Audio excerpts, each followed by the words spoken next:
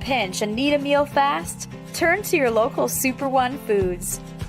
Whether it be wings and dip for watching the big game, or simply a delicious healthy meal that's sure to satisfy even the picky eater in your family, we have you covered with convenient grab-and-go food options, all at the affordable prices you've come to expect. So leave the cooking to us and stop by your neighborhood Super One Foods, serving you lower prices and better choices. With me today, we're gonna have a good time. You've convinced me. I'm ready to switch my account. Oh my gosh! Specific answer. They're learning quick. Can we Google it? Whatever. Okay. He's a quick study. There's so many words I want to say. Be careful. It is a love story. You bet it is. Fair. I wasn't done. Ask the questions that you think are silly. Thank you for joining. Bye.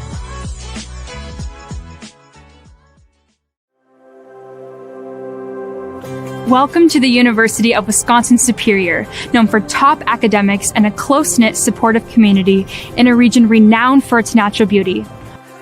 Our campus sits just minutes from the western tip of Lake Superior, the largest freshwater lake in the world.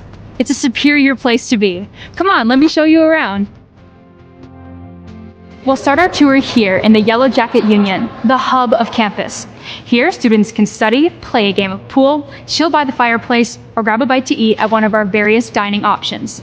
Whatever you're hungry for, you'll find it here. The flags here represent our international students, who make up 10% of our student body. At UW-Superior, you'll make friends from all around the world. Right outside the Yellow Jacket Union is the Quad, with our two oldest buildings, Old Main and Erlandson Hall, on the other side. When the weather's nice, you'll always see students hanging out here, studying, or meeting up with friends. And now, I'm going to show you Swenson Hall, a popular place for students to come out and study. It's open 24 hours a day for those who get their best work done late at night. With a 14:1 student-to-teacher ratio, most of your classes will be in rooms like this, with professors that know you by name and are happy to work with you. Swenson is also home to our writing center and the new esports lab, where club and varsity gaming teams practice and compete, and students can enjoy open rec hours. Here we are in Barstow, home to our natural sciences department, where students participate in hands-on research alongside faculty. The Holden Fine Arts Building is home to our outstanding visual arts and music departments here on campus. Here you'll find art studios and galleries, and the Mannion Theater, a great place to catch a concert, play, or musical put on by our students. And now we're at Ross Ox Hall, which is just a few blocks away from campus. With 6 residence halls to choose from, there's a place for everyone. And living on campus is one of the best ways to make new friends here at UWS. In the Merkovich Wellness Center, you'll find a fitness room, weight room, indoor climbing wall, an indoor track, and much, much more. Also in the MWC is the Mertz Mortarelli Gymnasium, where you'll cheer on our Yellow Jacket athletics teams. It's not just what's on campus. Nearby lies the Twin Forts, Superior, Wisconsin, and Duluth, Minnesota, offering tons of opportunities for dining, shopping, hanging out, and enjoying the outdoors. So come join us at the University of Wisconsin-Superior, where every day is an opportunity to learn, grow, and make your mark on the world. We can't wait to welcome you into our hive. Go Yellow Jackets! There's nothing better than a Subway Series footlong, except when you add a new footlong sidekick, like the boss with a new footlong cookie. This might be my favorite sidekick ever. What? Every epic footlong deserves a perfect sidekick. Together we learn. Together we study. Together we research. Together, we compete. Together we climb.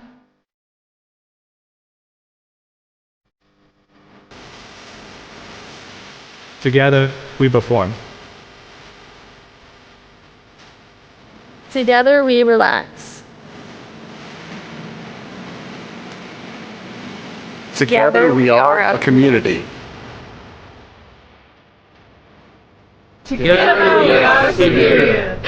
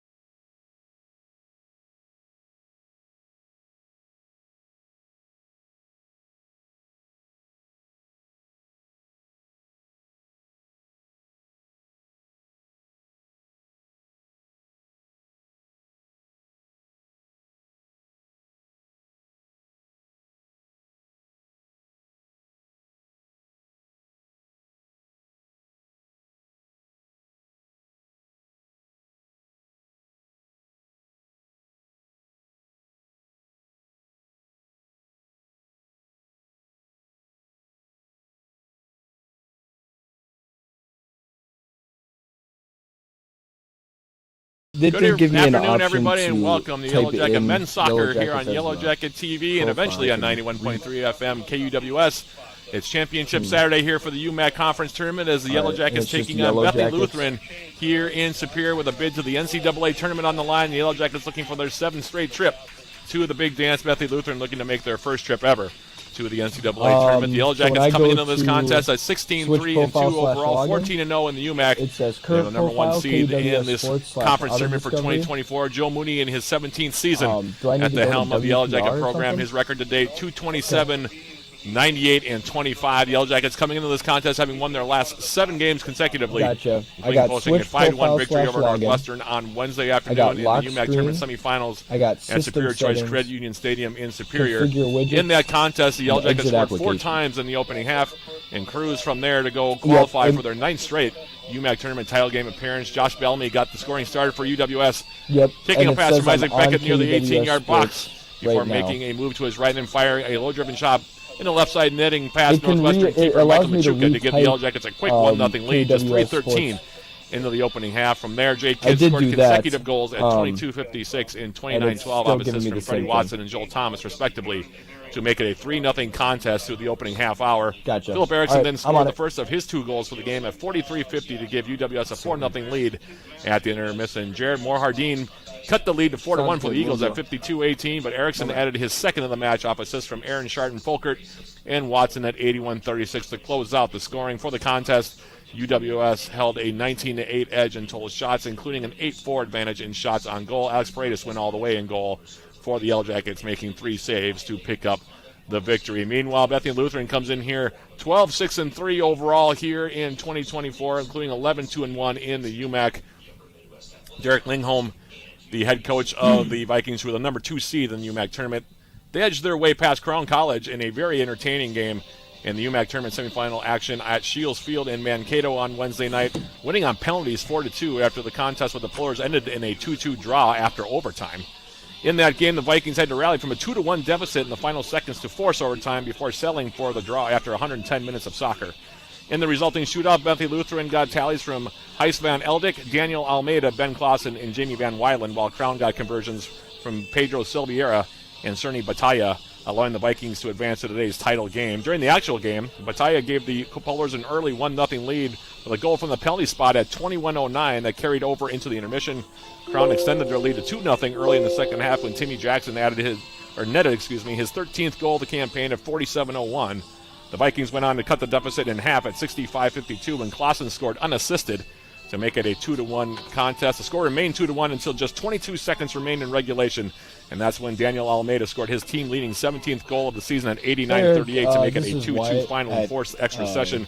Neither team was able to find a game winner in the 2 extra sessions, leading to the penalty shootout that allowed the Vikings to advance to today's tourney title game. For the contest, Bethany Lutheran held a 19-7 edge in total shots, including a 10-6 advantage in shots on goal. Nick Lundberg and I'm not sure went if I'm all the doing way something in wrong. goal, Anytime I making go to 4 activate saves to the get the screen, win it says for output the pin is not Vikings. configured.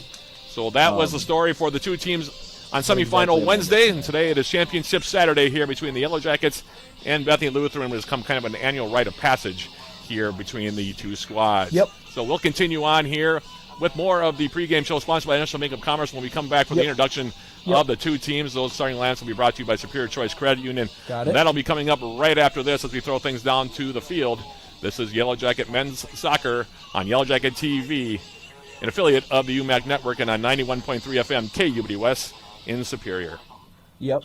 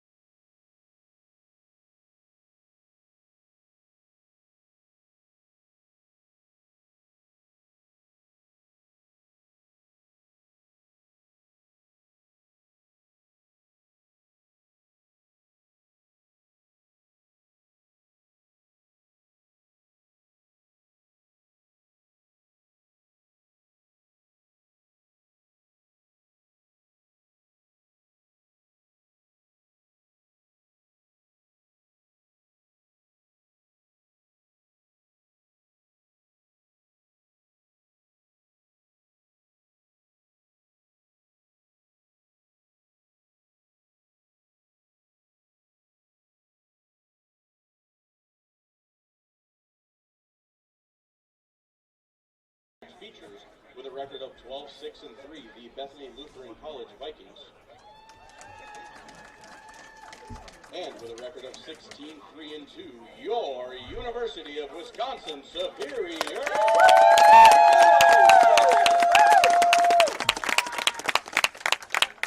At this time, let's meet the starters for today's match. Starting lineups are sponsored by Superior Choice Credit Union. First for the visiting Vikings. Number 3, Mateo Farraguna. Number 8, Guillermo Gancho. Number 9, Ben Clausen. Number 10, Heis Van Elden. Number 16, Cameron Brookfield. Number 18, Nick Lundberg. Number 22, Jamie Van Weiland. Number 26, Mike Vanderhorst. Number 29, Max Schopp. Number 66, Daniel Almeida. And number 90, Diogo Cavalcanti. The head coach of Bethany Lutheran is Derek Klingel. The associate head coach is Ryan Bolt. And the assistant coaches are Sulimana Abu and Douglas Callenbrett. And now, the starting lineup for your Yellow Jackets. A senior from Mequon, Wisconsin, wearing number 1, Alex Paredes. A senior from Somerset, Wisconsin, wearing number 2, Aaron Sharton Folker. A senior hailing from England, wearing number 5, Harry Ambler. A senior hailing from Brazil, wearing number 10, Felipe Oliveira. A senior from Waunakee, Wisconsin, wearing number 12, Zach Tiemeyer. A senior hailing from Sweden, wearing number 14, William Mainstrom. A junior hailing from England, wearing number 26, Alfie Hudd. A junior hailing from England, wearing number 32, Freddie Watson. A junior hailing from England, wearing number 33, Isaac Beckett. A junior from Superior, wearing number 34, Jake Kidd. And a senior hailing from England, wearing number 40, Josh Bellamy. The head coach of the Yellow Jackets in his 17th season is Joe Mooney. He's assisted by Nick Piazza, Jake Myron, Gus Nascimento, Brandon Stemwettle, and Vinny Silva. At this time, we ask everyone to please rise and face the flag if you are able. Gentlemen, kindly remove your caps as we honor America with the playing of our national anthem.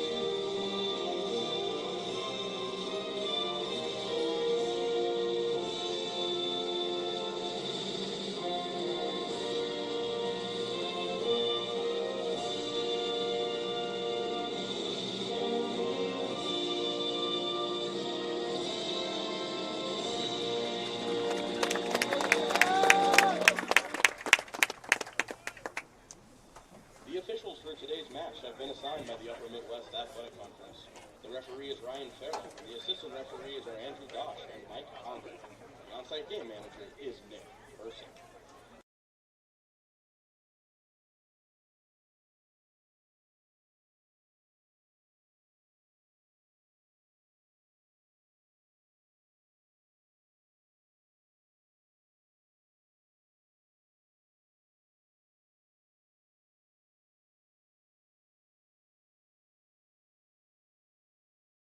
Back here at Superior Choice Credit Union Stadium, getting ready for the opening kick of this contest between the Yellow Jackets and Bethany Lutheran.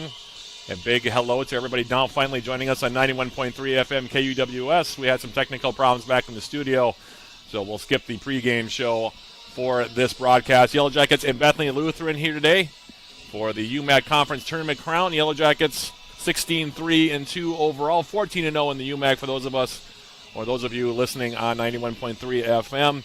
Bethany Lutheran coming in 12-6-3. We'll talk more about the two semifinal games. Yellow Jackets defeating Northwestern in their semifinal on Wednesday right here at SCCU Stadium by the final score of 5-1, while Bethany Lutheran had to go into penalty kicks to advance past Crown in a game that ended up being a 2-2 draw after 110 minutes. The Vikings winning the penalty shootout against the Polars by a 4-2 final.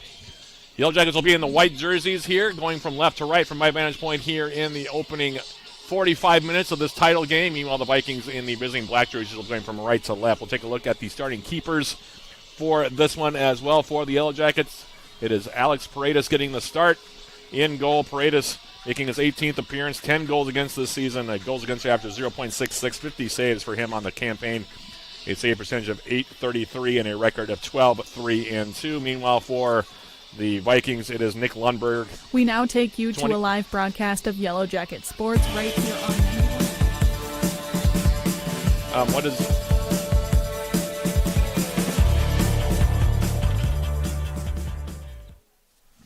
Nick Lundberg getting the start, meanwhile, for Bethany Lutheran, his 21st start, 23 goals against. It goes against average of 1.18, 53 saves, a save percentage of .697, and a record of 11-6-3. Sorry for that interruption there, folks. I'm not quite sure what's happening back in the studio. In the meantime, the Yellow Jackets will be going from left to right here in this opening half. Bethany Lutheran going from right to left. These two teams met twice during the regular season. Yellow Jackets winning both occasions by final scores of 2-0. Yellow Jackets lead the all-time series of Bethany Lutheran, 22 wins, 4 losses, and 2 draws since their first matchup back on September 11th of 2004. Yellow Jackets won that first contest this year by that 2-0 score on September 28th at Shields Field in Mankato, while the Yellow Jackets shut out the Vikings in their return matchup by that same 2-0 final here at Superior Choice Credit Union Stadium.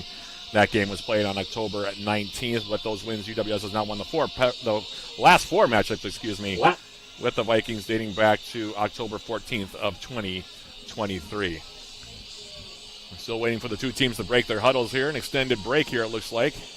And I'm not quite sure what we're waiting on here, to be perfectly honest with you. This is game 1 of 2, by the way, here from SCCU Stadium. The women's game against Bethany Lutheran for a bid to the NCAA tournament will come up about a half hour after we go final here in game number 1. Tentative start time there, 2:30. It'll probably be a little bit later than that, though, would be my guess. We'll try to get on with the pregame about 15 minutes ahead of time for that matchup. The Vikings will kick off first here. Today's kickoff sponsored by Barker's Island Inn.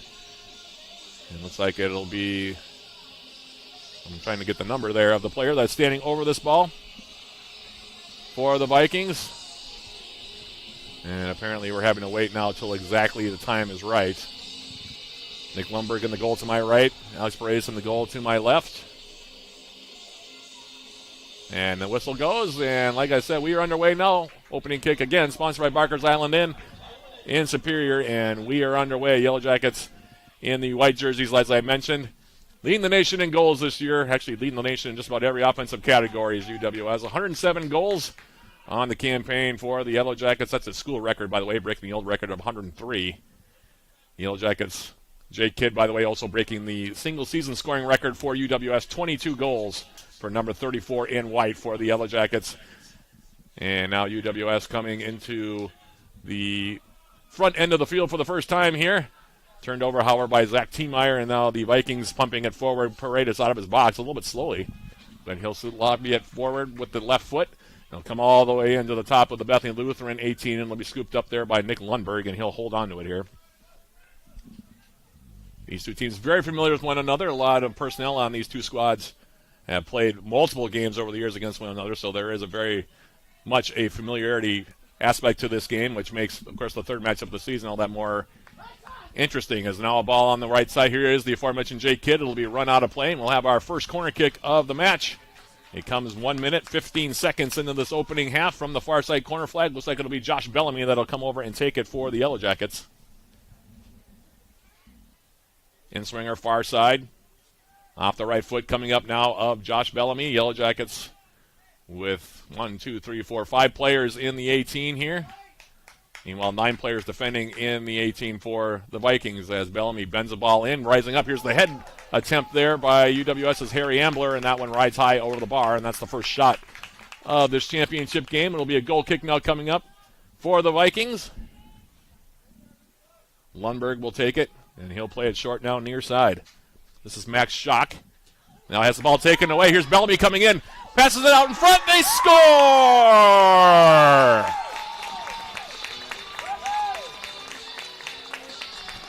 It takes UWS all of 2 minutes to break out on top here.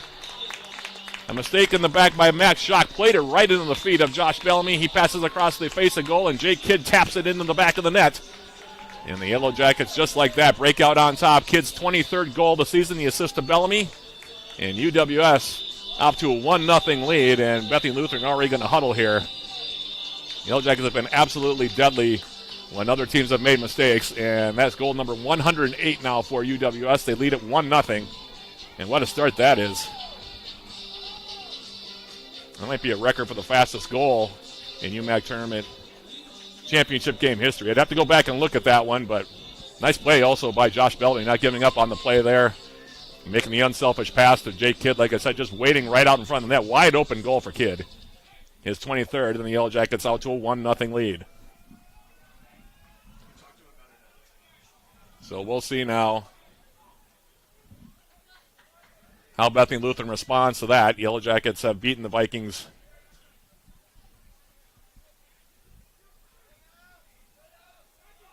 5 straight years to get to the NCAA tournament, and now the ball out near side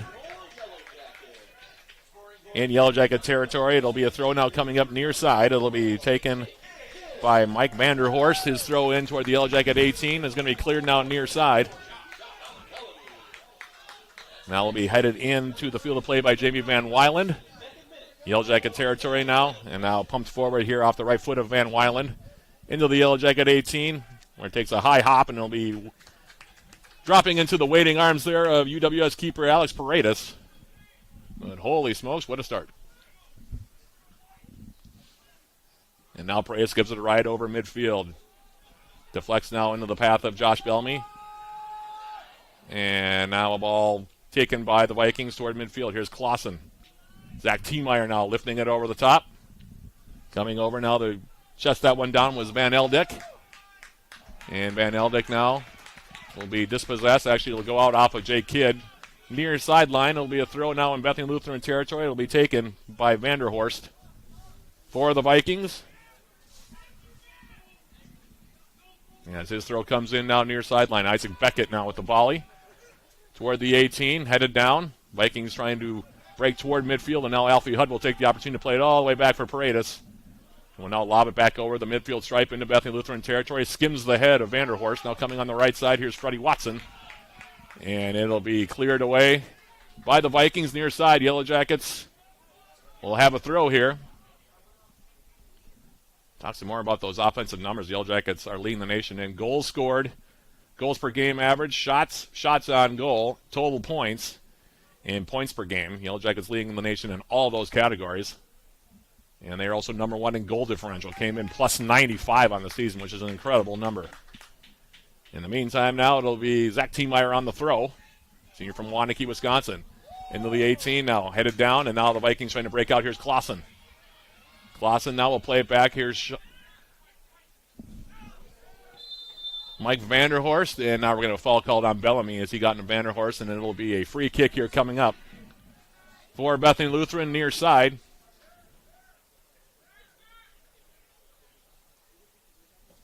So an early haymaker landed by the Yellow Jackets in this first half to lead at 1-0.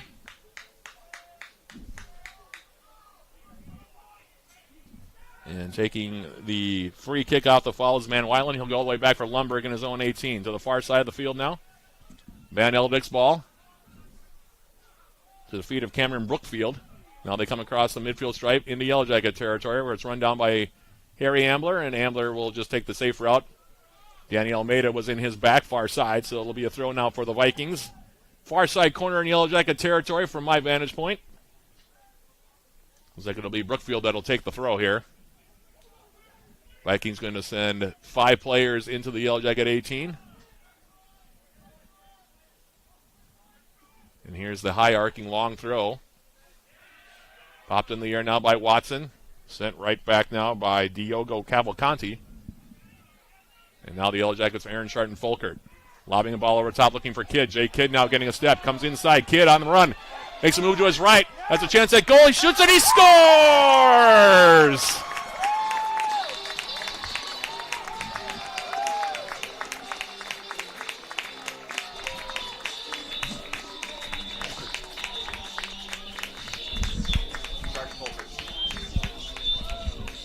Kidd with his second goal, now 24 on the season. Good patience there, too, by the Superior native, taking the pass from Aaron Sharton Folkert, sending that ball forward. And Jay Kidd, 2 goals in the first 6 minutes. And UWS, with a pair of haymakers, now leading it by the score of 2-0. Coach Derek Lingholm getting into his team. And now the Vikings huddling again, and there's a lot of discussion going on in that Bethany Lutheran huddle to my right here. Wow. A couple of haymakers by the Yellow Jackets here in the first 6 minutes. Jay Kidd now with 24 goals. One from Bellamy off of a mistake in the back, and then the second one there, Jay Kidd just outran the 2 defenders on that far side. Got around Van Eldik. Came in on the right foot and just popped it over the top of Lundberg, and the Yellow Jackets up by the score of 2-0. And Bethany Lutheran now down by a pair. As Cavalcanti will play this one back. Couldn't ask for a much better start for the Yellow Jackets than they've had so far here in this one. And now Van Eldik will go all the way back into his own 18 for Lundberg again, who sends it forward. Tiemeyer now heading it up. Now Beckett winning a head ball. Into the 18, now Lundberg will come, and he'll grab that one on a hop.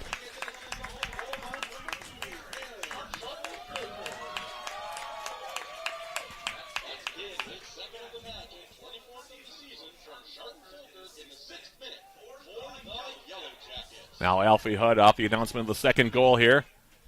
UWS, like I said, off and running here already, leading it by 2. And here now is Freddie Watson. Bellamy will go back for Alfie Hudd. In the middle now, Harry Ambler. Back for Zach Tiemeyer. Jackets landing a couple of body blows here early in this one. Now to the far side, Aaron Sharton Folkert coming in on the right foot to the edge of the 18, trying to turn was Kidd. He hits the deck, no call. Our center referee says no, and now the Vikings. At this point, I think if you're Bethany Lutheran, you're probably going to try to just settle things down a bit here. Try to work your way back into this one a little bit as the ball comes far side, Cavalcanti. And he can't find it. Goes out of play right in front of the Yellow Jacket bench on UWS's side of the field. It'll be a throw now far sideline for Aaron Sharton Folkert.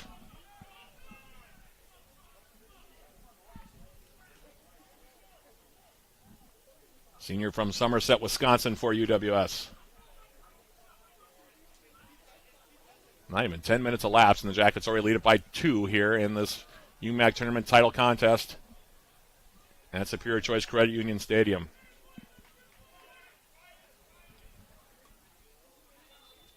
And now we're going to have a stoppage of the clock here, and Derek Lingholm now is motioning to the center referee about something, and now he's going to get a yellow card.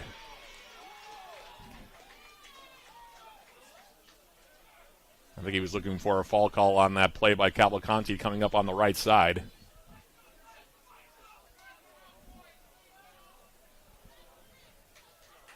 So things are a little unglued right now for the Vikings, to be honest with you. As we await now the throw from the Yellow Jackets in Bethany Lutheran territory. Sharton Folkert off the throw. Kidd now heading it back toward the middle of the field. Almeida comes back to get a touch. Now Cavalcanti Go to the far side now, an angling ball comes across midfield. And Almeida trying to make a run through. Now he's got some room to come in. He gets a shot away, and he scores.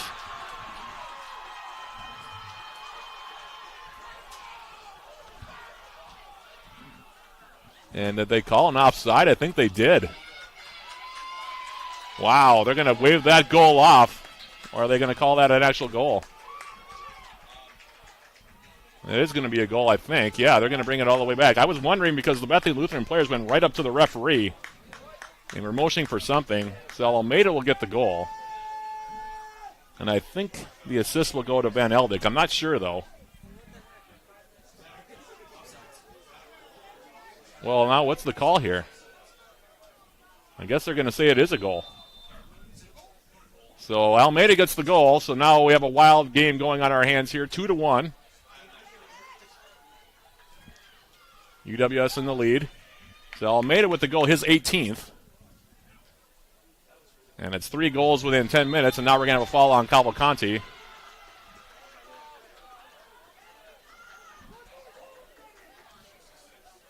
And now we'll have a free kick for the Yellow Jackets right at midfield here. So 2 goals for Jay Kidd, 1 for Danny Almeida.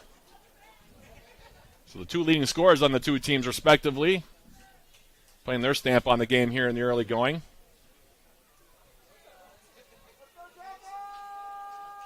And a free kick now for UWS right at midfield. T-Meyer standing over this one.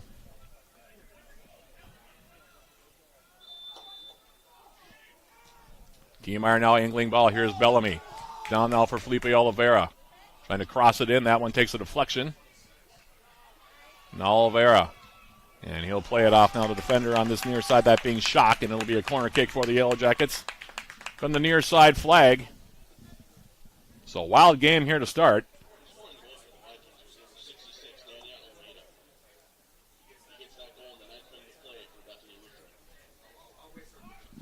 Corner kick now near side. Taken by Freddie Watson here.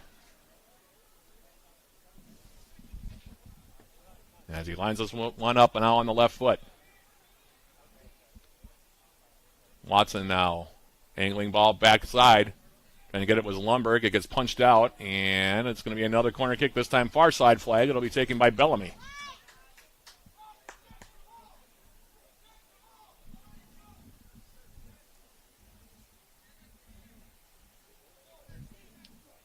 Jackets with their 3rd corner kick here of the early going of this one. Bellamy now bending ball, back post. Over the top, finds its way for Kidd. And now Kidd has the ball taken away. On the near side, long ball coming up now from Ben Weiland. Now Almeida again, getting around Aaron Charton-Folkert. Now Danny Almeida being held up there by Alfie Hudd, and now he gets stripped of the ball. And Bellamy now will play it out near side as it comes across midfield. Almeida making a run near side, and he's finding a little bit of space right now. Jackets going to have to keep an eye on him. In the meantime, we'll have a throw now from Vanderhorst, and now a substitution. Schock is going to come out of the game. Coming back into the game, is Vasco Sotomayor. Looks like he'll take Schock out of that left side. And Coach Derek Lingholm not happy with something, obviously.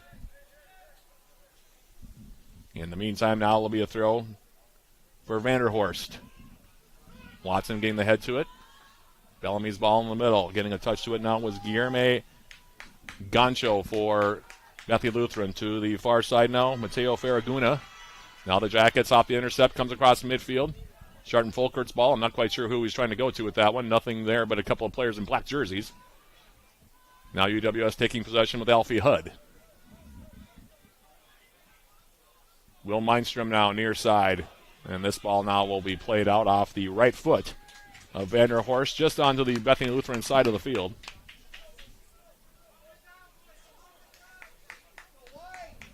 Jackets with a 5-1 edge in shots thus far, including a 3-1 edge in shots on goal, but Bethany Lutheran has cut the lead to 1. T-Meyer's throw comes in for Beckett. Now Watson, and he gets The ball taken away from him. Harry Ambler hanging in the air. They head it down away from Almeida. Jackets maintaining possession in Bethany Lutheran territory. Now a ball from Oliveira. Cut off near side here by Vanderhorst. Sotomayor. His ball forward. Headed up in the air. Still not settled near the Bethany Lutheran 18. Now they'll turn it back with Clausen. Galvacanti now, and he'll have a foul called here on Beckett. Free kick here coming up now for the Vikings, right near midfield. It'll be taken, it looks like, by Jamie Van Weiland. And now he'll send the ball far side of the field. Farraguna coming over. And now he'll play it off of Aaron Sharton-Folkert. It'll be a throw now for the Vikings. A lot of action here so far for 15 minutes in. 2 goals for Jake Kidd, 1 for Danny Almeida. 2-1, Yellow Jackets in the lead as this ball now is flicked forward. Coming in now was Cavalcanti. The Yellow Jackets able to dispossess him in their own end of the field in the corner. Now the long ball up toward midfield for Kidd. Alfie Hudd now angling the ball forward. That one headed out by Van Eldick. Yellow Jackets want to go quickly right in front of the Bethany Lutheran bench. It'll be Aaron Sharton-Folkert in for Alfie Hudd. Ambler near side now. Freddie Watson. We'll turn it back now, and now Zach Tiemeyer. Tiemeyer now for Alfie Hudd. Hudd for the Yellow Jackets coming forward. All 10 field players now in Bethany Lutheran territory for UWS. Angling ball from Will Mindstrom. Finds the foot of Isaac Beckett. Now Bellamy. WS being patient here on this build-up as Mindstrom angling a ball far side. Intercepted there by the Vikings, but then taken right back here by Bellamy. Josh Bellamy on the right foot. Bending the ball, looking for Freddie Watson. Watson will run it down now in the corner. And he'll draw a throw now as he banged it off with the leg of Mike Vanderhorst in the corner. Throw coming up now for UW Superior. And it looks like Tiemeyer will be the one to take it here.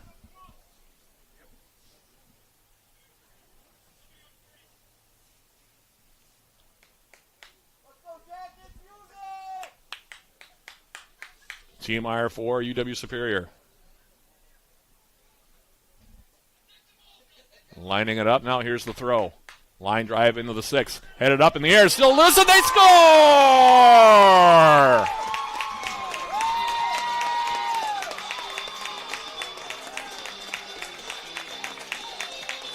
Aaron Sharton-Folkert on the goal.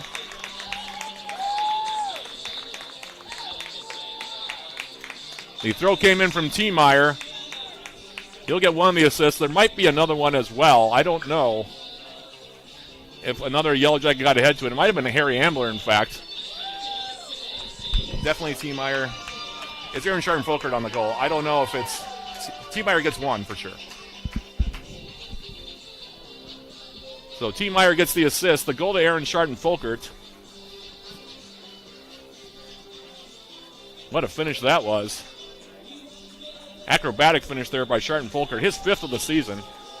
And like I said, for now I'm just going to say Tiemeyer on the assist. 3 goals for the Yellow Jackets in the first 15 minutes and 14 seconds. And they restore their 2-goal lead now at 3-1.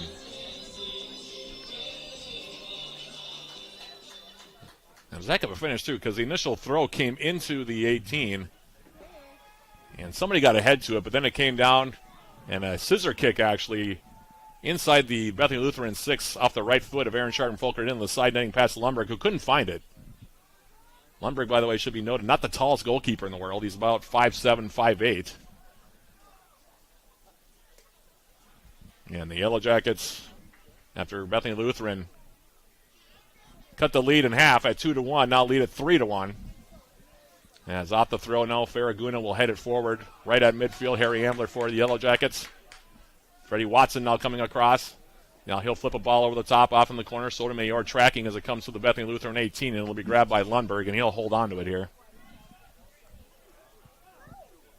And holy smokes, we keep this up, we're going to be record for goals. Now here's Freddie Watson getting a steal. Watson coming over the top of the 18. Gets a shot away, reflects, and they score!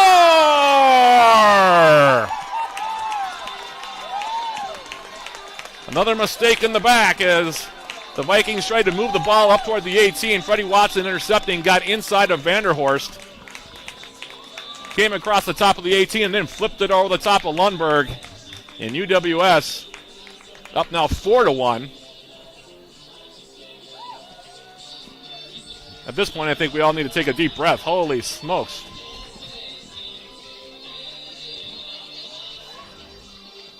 And it makes you wonder now if Bethany Lutheran's going to make some lineup changes here. This is 4 goals in the first 16 minutes and 16 seconds. 2 goals within a minute. And there's a lot of hung heads right now for the Vikings on the right side of the field. For Watson, it'll be unassisted. That's his 11th of the season. But boy, as I look at this game now, it's Bethany Lutheran facing a really high mountain to climb now against this Yellow Jacket team, especially with how the Yellow Jackets score goals. Now here's Kidd. Off of a clearing ball for the Yellow Jackets to the far side corner. Felipe Oliveira. Josh Bellamy now, edge of the Bethany Lutheran 18. Turns on his left foot, turns now on his right foot. Now playing a ball to the near side, Watson. Freddie Watson for UWS, turning on the left foot. Coming forward, he'll get a shot away, that deflects, comes back for Kidd. Now he tries a shot as well, and now finally Lundberg will come over and he'll grab the ball here and hold on to it.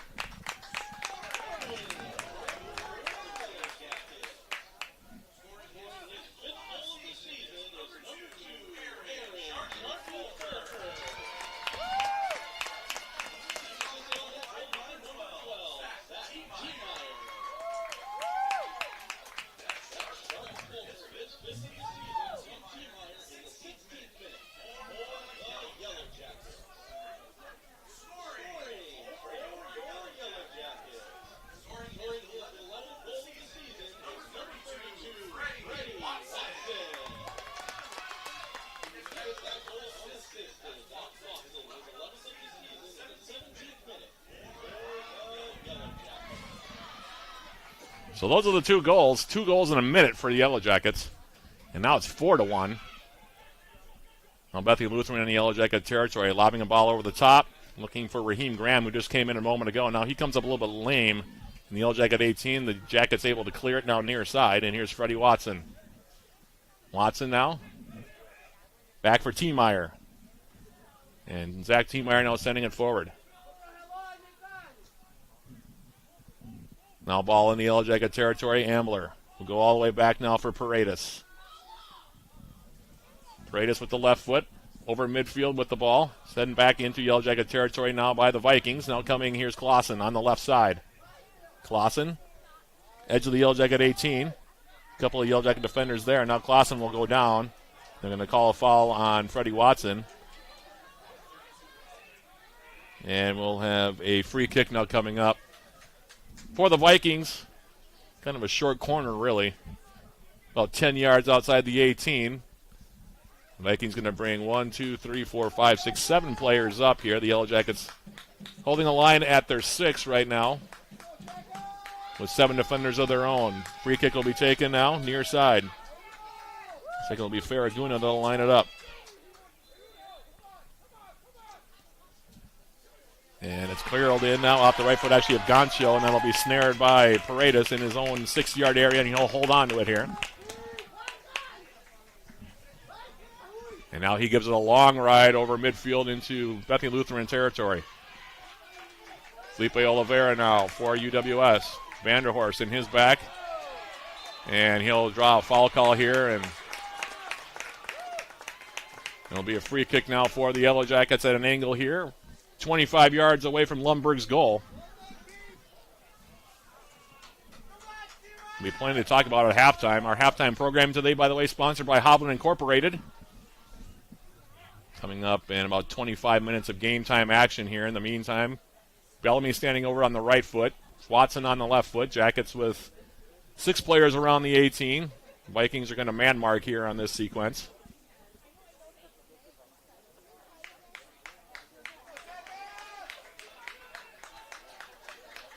Bellamy standing over it. And a lot of conversation being had here.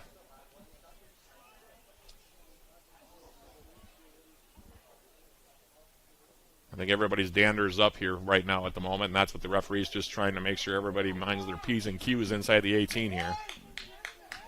In the meantime, Bellamy on the right foot, Watson on the left. Bending ball in from Bellamy, back post. Sotomayor now heads it to the outside. Raheem Graham over there. Oliveira now taking it from him, edge of the 18. And Graham now on the right foot. Pass outside, intercepted. T. Meyer will play it into the 18, headed up the middle off the clear. And Sotomayor now, his out left pass, picked off by Sharton Folkert. Into the 18. Sharton Folkert now. For Kidd, and that one will be cleared over the end line, and it'll be another corner kick here for the Yellow Jackets.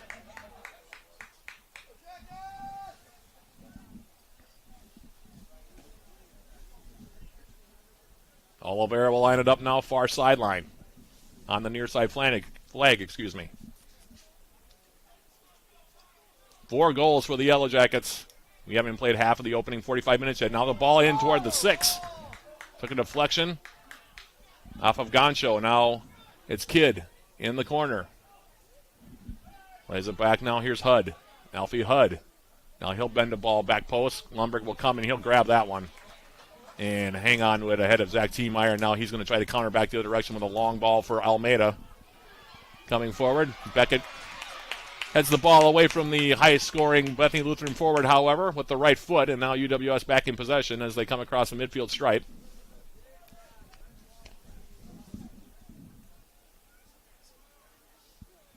Now Sharton Folkert coming forward.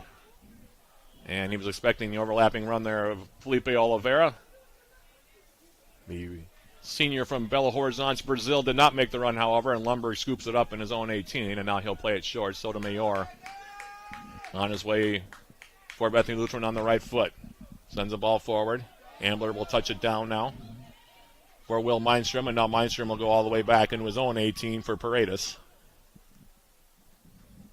And Alex Paredes now will send it to the far side. Here's Will Mindstrom on the left foot. Oliveira back for Mindstrom.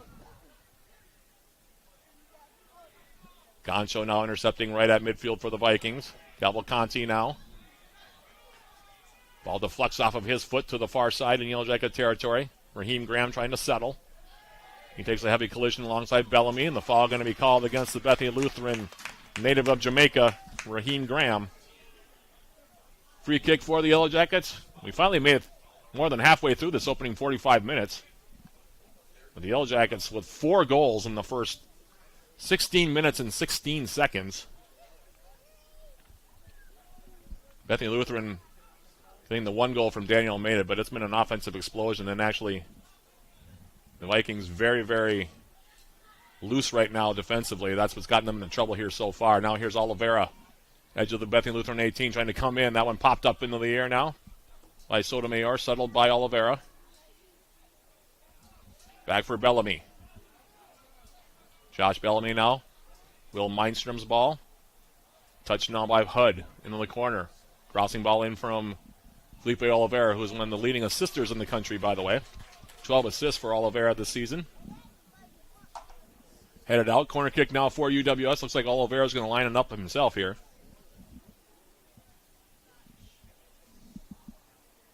And the Yellow Jackets right now, 6 players in the 18. Oliveira. He'll play it short. Chemeyer. Oliveira trying to create a better angle. Takes a deflection off of Sotomayor, and another corner kick for the Yellow Jackets. Far side flag again here.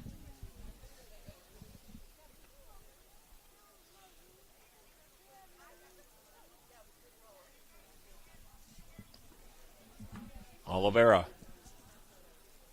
lines it up. Bending ball in. Rising up there was Van Eldik. Now sent back in by Ambler. Ball still loose. Middle of the 18. The Vikings still having a hard time clearing it right now. Clausen now headed forward. Graham trying to settle it. And now sent near side here by Ben Clausen. And finally now Vanderhorst trying to make a run up the near side. Gave a shove to Freddie Watson, who hits the deck, and it'll be a free kick here for UWS.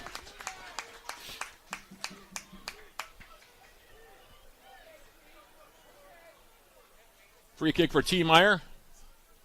About 10 yards onto the Yellow Jacket side of the field here. And now he'll give it a long ride into the 18. That'll be grabbed here by Lundberg, and he'll hold on to it here. 19 minutes, 15 seconds remaining in a very, very eventful first half UMAC tournament title contest here in Superior. The winner to the NCAA tournament. Jackets trying to make it back to the NCAAs for the 7th straight season as this ball now comes near side. And 4 goals for the Yellow Jackets in the opening 16 minutes and 16 seconds. 5 goals in total between the two sides. And now the Yellow Jackets will make their first substitution as Nikolai Stoker checks in. He'll take out Felipe Oliveira on the far side.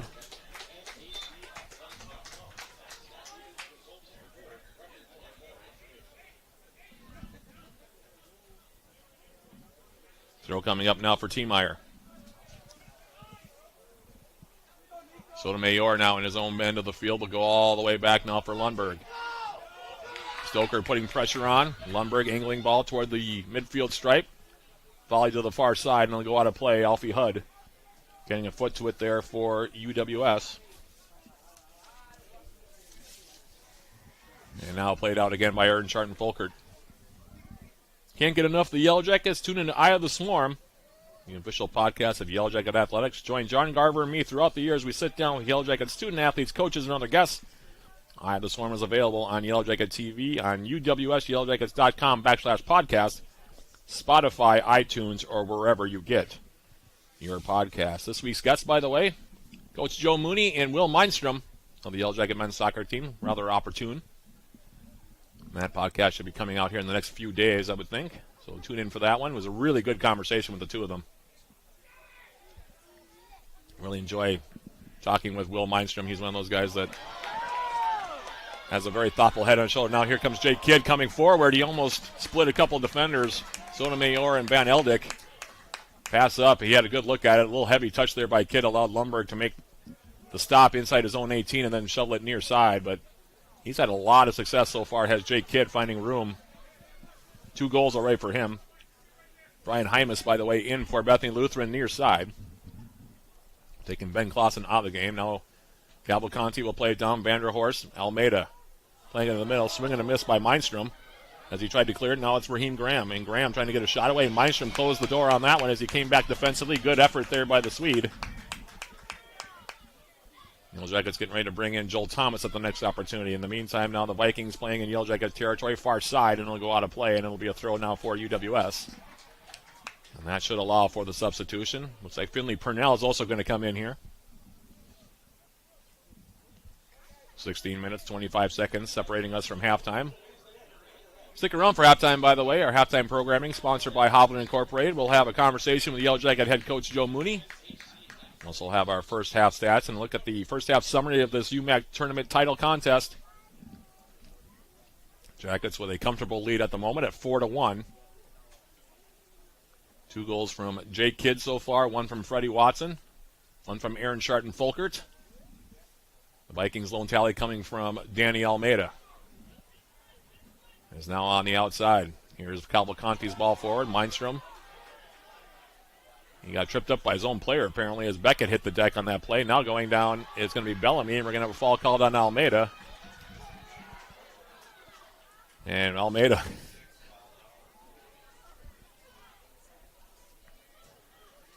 frustrated with himself, I think, on that. Almeida came walking forward, put his hands on his face, looked up to the heavens. And Bellamy down now on the left. Doesn't look serious, though. I think he'll pop right back up here in a moment. Yep, he's back up to his feet. Free kick for the Yellow Jackets. Ambler standing over this one for UWS.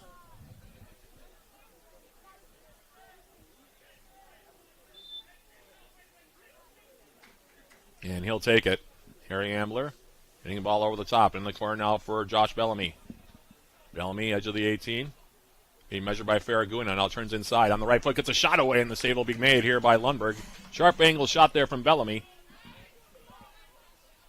And now he'll roll it to the far side, will Lundberg. Long ball now for Farraguna. Looking for Almeida, headed down by Ambler. Purnell will go all the way back in the 18 now for Paredes. Now he sends it near side. Here's Joel Thomas. Thomas getting his first touch since entering the game for UWS. Goes back with the pass now for Zach Tiemeyer. Now Tiemeyer angling a ball over the midfield stripe, far side. Looking for Sharton Folkert. Aaron Sharton Folkert now. Into the 18. Cleared out of there. Finds its way for Stoker. Now Joel Thomas. Finley Purnell. Back for Tiemeyer. Sends it to the far side. Sharton Folkert now, edge of the 18. Bends the ball in, takes a deflection, and it'll go out of play. I think Kidd might have gotten a piece of it as it came in, and now we have a Bethany Lutheran player down. And that'll have a stoppage of the clock now with 13:39 left to play. We'll recap the scoring here so far while we have a moment. There has been plenty of it here in this opening half, to say the least. Jackets scored first at 2:09 officially. Jake Kidd, first of his 2 goals, his 23rd off an assist from Josh Bellamy. Off a mistake in the back by the Vikings. That made it 1-0. Then 5:58, Kidd scoring again. This time off an assist from Aaron Sharton Folkert on a nice long run up the left side by the Yellow Jacket striker Kidd. Split a couple of defenders, got inside, and then tucked a shot past Lundberg into the side netting for his second, his 24th of the season. Again, that goal of 5:58, and that made it 2-0. Then Almeida comes back 2 minutes and 15 seconds later to make it 2-1. I'm actually thinking that the assist on that one will end up going to Mateo Farraguna. I think he's the one who played that ball up to Almeida, who split a couple of Yellow Jacket defenders. Nice finish. His 18th, and that made it 2-1. And I thought at that time maybe the game might settle in, but Jackets coming right back. At 15:10, Aaron Sharton Folkert off of a throw-in from Zach Tiemeyer on a ball that was headed up in the air. Sharton Folkert with the acrobatic scissor kick with the right foot in the side corner netting for his 5th of the campaign to make it 3-1. And then about a minute later, Freddie Watson taking advantage of another defensive error in the back. Watson coming across the top of the 18 after creating a turnover. Getting the shot away, deflected over the top of Lundberg in the back of the goal for Watson, his 11th, and that's where we stand, 4-1 here, with 13:39 remaining in the opening half. And thankfully, we all have caught our breaths ever since that start. In the meantime now, the goal kick now taken here by Lundberg. Jackets, Finley Purnell brings it down near midfield. Now turning is Van Weilen. And that ball will go out of play. It'll be a throw now near sideline for the Yellow Jackets, right near midfield. And another substitution now. Jake Kidd is going to check out. And Philip Eriksson, the second of the 2 Norwegian strikers. Both of them on the field now for the Yellow Jackets, as is Kyle Massingham.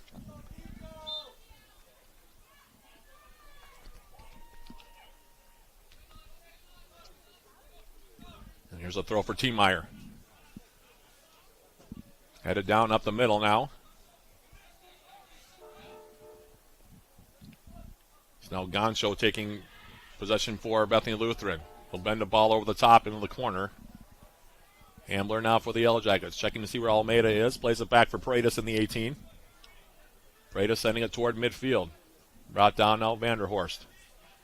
His ball up the middle. Tiemeyer sends it back. Now back in Yellow Jacket territory. A couple players fighting for it. Hymas coming over to put pressure on.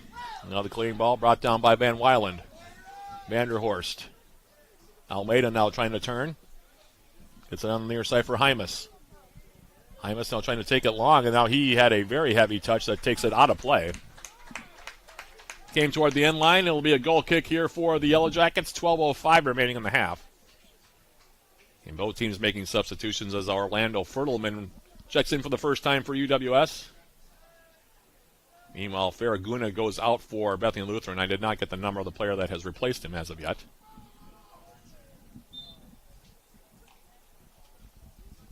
Meantime, Paredes off the goal kick. Now for Will Mindstrom. In the middle, here's Harry Ambler. Ambler for the Yellow Jackets. Near side, here is Zach Tiemeyer. Sends the ball over the top, now it deflects. Here's Nikolai Stoker coming forward. Van Eldick able to dispossess him from behind. It comes in toward the Bethany Lutheran end line. Lundberg now will just fire it out of play down near side. It'll be a throw now for the Yellow Jackets.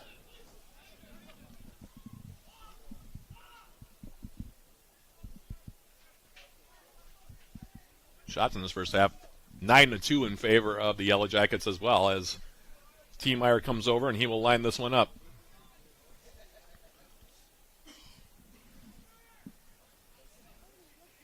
Yellow Jackets scored off of one of his throws earlier. That was the goal by Sharton Folkert. And now Tiemeyer throwing it near side, popping it up in the air. Goncho now sending it toward midfield. Ambler trying to get there. Cleared away by Mindstrom. And now on the far side, Bethany Lutheran coming back. And the pass comes near side into the Yellow Jacket 18. Goncho will turn and get a shot away, and he comes right in on goal, and that'll be a grab for Alex Paredes. He goes to the turf and will smother it. If you're Bethany Lutheran, you're probably hoping for more than that on that play. That was a 3-on-1 at one point before the Jackets came back defensively, cut down the angle well. And Paredes ends up making the save on Goncho. In the meantime, now ball to the far side. It's Oscar Peraza, by the way, who's come in to replace Farraguna. As we go under now, 10 minutes remaining in the opening half. Jackets leading at 4-1 if you're just joining us. Offensive explosion for UWS in this first half. As the throw comes in, now here's Fertelman. Orlando Fertelman. Sharton Folkert trying to play it into the middle. That one broken up. Vikings trying to come back the other direction. Goncho now for the Vikings. Near side, comes across the midfield stripe into the feet of UWS's Zach Tiemeyer, and he'll go all the way back into zone 18 now for Paredes. Will Mindstrom. And that one, going to take a deflection? They're going to say yes. Deflects out of play, far side in the Yellow Jacket bench. Throw coming up for UWS. Sharton Folkert will take it. And here's the throw in now. Headed forward, Sharton Folkert. Playing it over the top, flag stays down, now goes up. Stoker a half step off as it comes into the Bethany Lutheran 18-yard area, grabbed by Lundberg. Free kick now for the Vikings.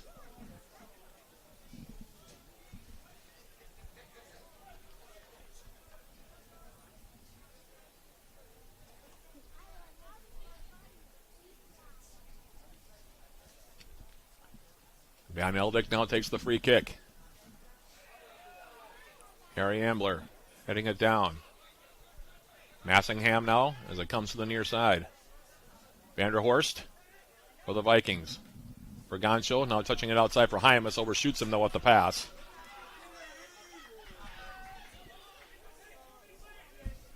And it'll be a throw now coming up for UWS. 8 minutes, 10 seconds remaining here in the opening 45.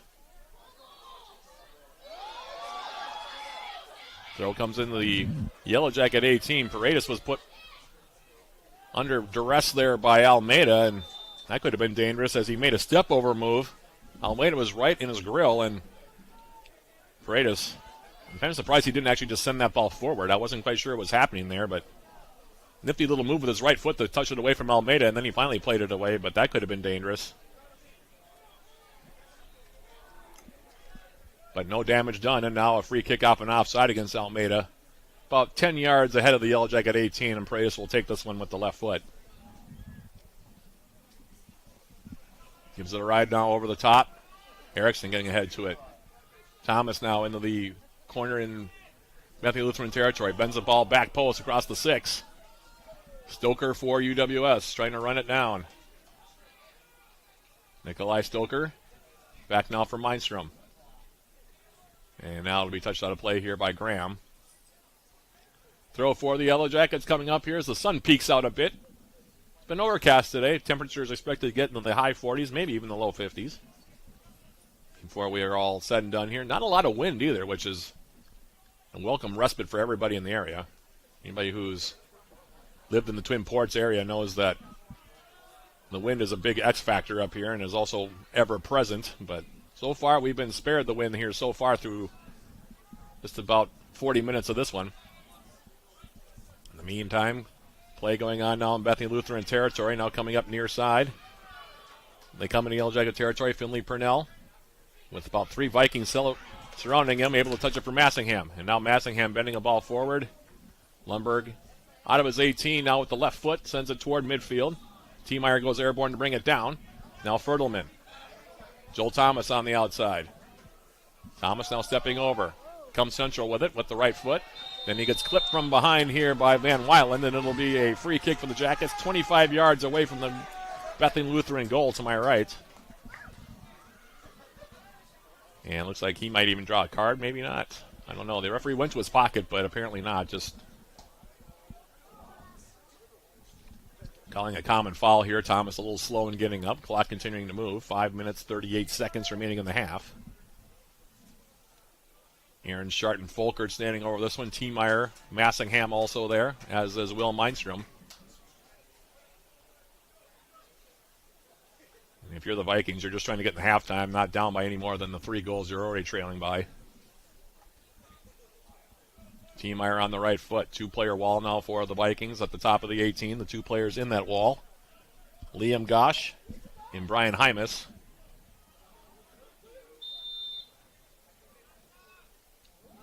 They play it short now for Shart and Folkert. That one will be cleared over the near side, and we'll have a Yellow Jacket corner kick. Near side flag this time. Jackets have been piling up the corner kick so far. This is their 7th corner kick. The Vikings yet to have one in this first half. And looks like it'll be Massingham that'll line it up now.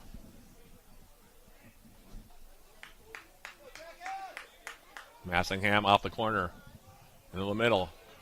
Headed away now by Van Weiland near side. Hymas trying to run it down. Massingham gets there first. Now Aaron Shart and Folkert for Fertelman. Fertelman now will cross it into the 6. Cleared away by Van Eldick. Back toward midfield. Headed down by UWS's Harry Ambler, but now the Vikings trying to come forward. Ambler able to touch it away from Almeida. Crosses the midfield stripe himself. And now Ambler. Very steady player, Harry Ambler. Mr. Reliable back there. Doesn't make many mistakes. And Will Mindstrom now sends it forward. Van Eldick. Toward the far side now, and Graham tried to bring it down with the chest. Instead, he chests it right in the Yellow Jacket bench. It'll be a throw now for UWS.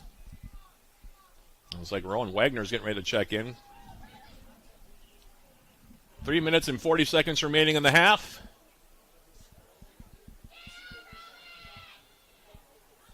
And they're not going to allow the substitution as of yet. Now Ambler has been fighting some injuries this year as Harry Ambler, but like I said, so steady. And they're going to take him out now. He's had a bit of a bad wheel here these last few weeks, but that sequence alone shows you, again, what kind of player Harry Ambler is. He dealt with what could have been a very difficult situation there with a lot of composure, deft touch, good decision-making, all those things kind of making up what Harry Ambler's meant to this program over the years. I also had a chance to meet his parents, wonderful folks. I hope they're watching back in England. If they are, greetings to you. In the meantime, the Yellow Jackets now will have a throw in Bethany Lutheran territory, far side, and right in front of their bench. Wagner will take it. He has a long toss as well. And he'll line drive it toward the Bethany Lutheran 18, cleared up the middle. Now Fertelman trying to run it down. And he runs headlong into Peraza on the far side. It'll go out of play off the Yellow Jacket midfielder Fertelman. Throw coming up now for Bethany Lutheran.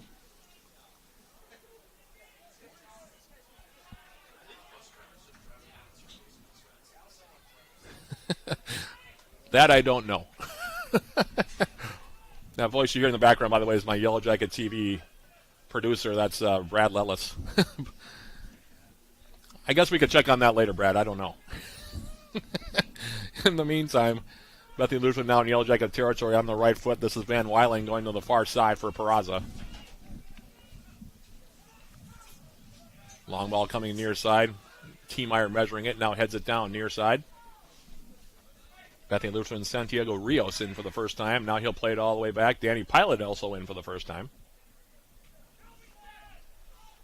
And he'll go back now for Lundberg. Lundberg angling a ball across midfield. Graham coming over to play it on the right foot. Raheem Graham. Far side, Van Eldick now touching it wide. And Mindstrom will take the opportunity just to volley it right out of the stadium. Cross Mortarelli Drive and into the pine tree on the far side. I don't know if it stayed in the tree, but it bounced definitely into the pine tree across the way. 1 minute, 20 seconds remaining in the half as the pass, or the throw, comes in. For Jamie Van Weiland. Now Graham. Turning on the left foot. Now trying to feather a pass near side. Breda's off of his line. Will smother that one ahead of the onrushing Brian Hymas. On the left side of the Yellow Jacket 18. He'll grab it, hold it, and wait for his teammates to get forward as we're under a minute remaining in a wild first half here from SCCU Stadium. It's been a good half, though, for the Yellow Jackets. Can't complain at all. 4 goals for UWS. As this ball now comes forward, skims ahead of a player. And now coming in, getting a shot away with the right foot. Top of the 18. Tried to lob it over the top of Lundberg was Phil Erickson for the Yellow Jackets. Lundberg makes the stop. And now the Vikings trying to come forward. Almeida.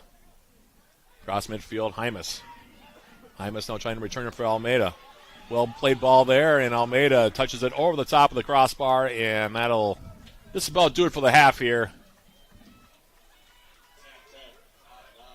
Paredes. And it looks like they'll just let the clock run out here. 2 seconds, 1 second.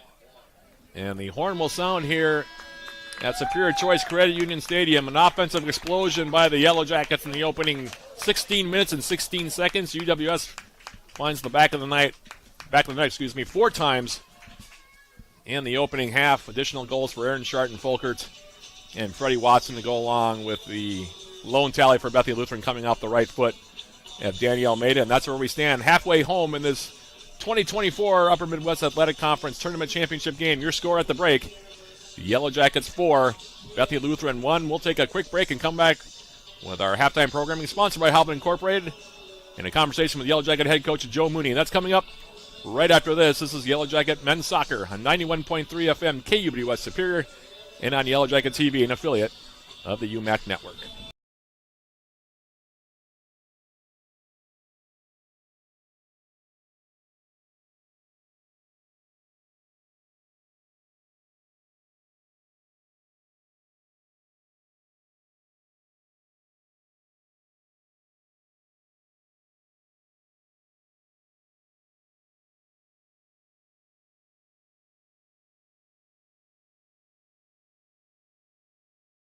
Let's put our stamp on this region. All right, let's do it emphatically.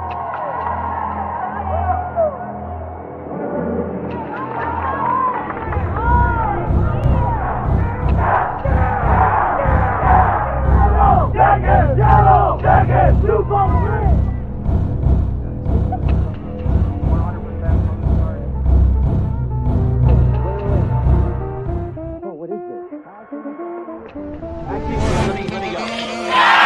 If I hit another run and down, you better make mine sign. I'd show up, put me on, throw it through an eye, rising in.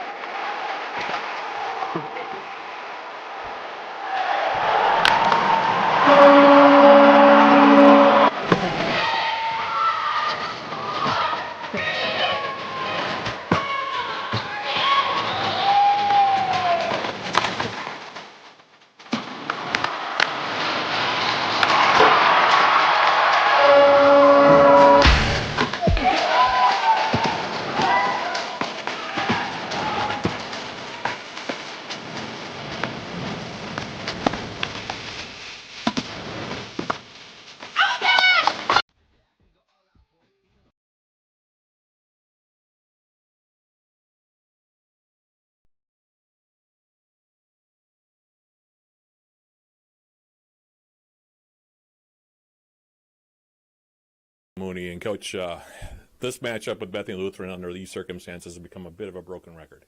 I think this is, 3, 4, maybe even 5 years in a row that you've seen them in the UMAC Tournament Championship game.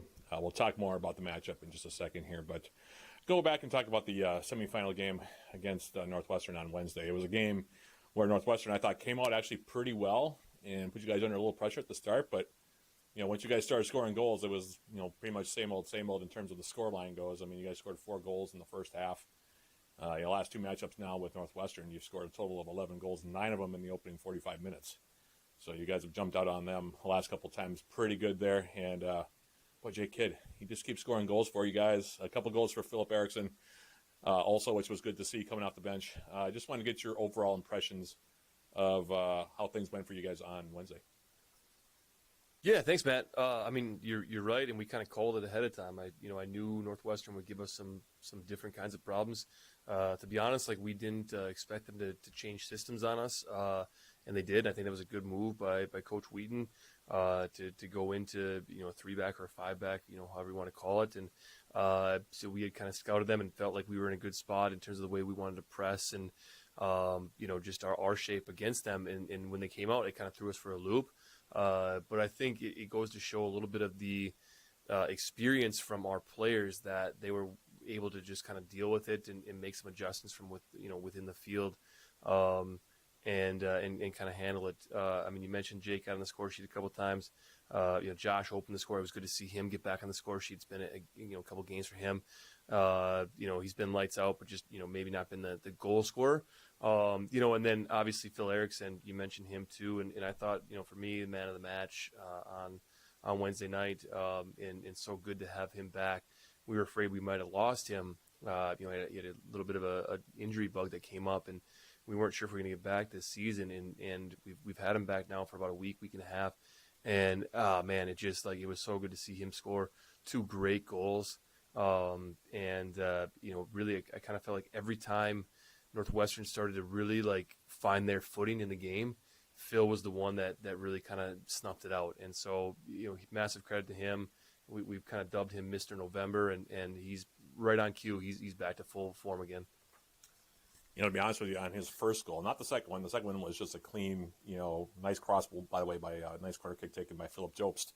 So Philip on that second goal. But that first one, I actually thought the angle was going to be too severe for him. I thought he had come in a little too late, but a little too tight on that one. But he found a way to put that ball over Michael Machuca and into the back of the net. I mean, that was not an easy finish, was it? Well, we were all giving him grief. I mean, it's taken him 5 years to find his left foot, and we say that endearingly, obviously.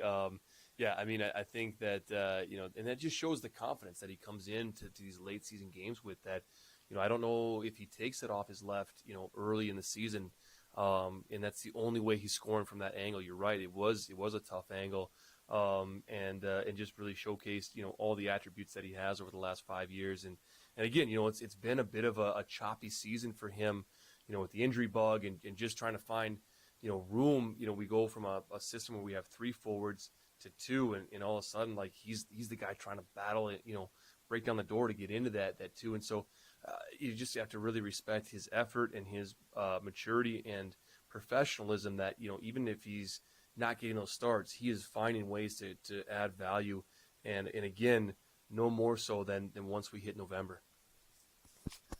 I want to talk a little bit more also about you guys' efficiency. We've talked a lot about the amount of goals you guys have scored. Broke the school record with 107 now on the season. Jake Kidd is in the top 5 in the country in goal scoring as an individual, 22 of those. But one of the things I've been really impressed with was how clinical you guys have been in front of goal. I know that was not a theme earlier in the year, but boy, you guys seem to have really found your finishing shoes. And it's not just Jake. It seems like whenever we get in front, I mean, that was a goal scorer's goal that Josh scored as well in that first one.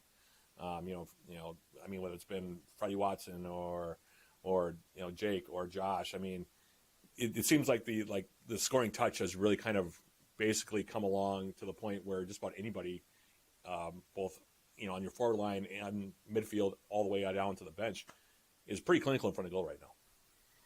Yeah, and I think part of it too, Matt, is I really do feel like we've kind of found the right recipe. We've kind of moved just about everybody kind of one plane higher, and so I think getting Felipe a bit higher, putting Josh into the role that we've put him into, Freddie and Aaron and Joel, like just everybody has really kind of found their place. And so, I think part of it is like, you're right, like it's been clean in front of goal, but I think the delivery's been so good as well.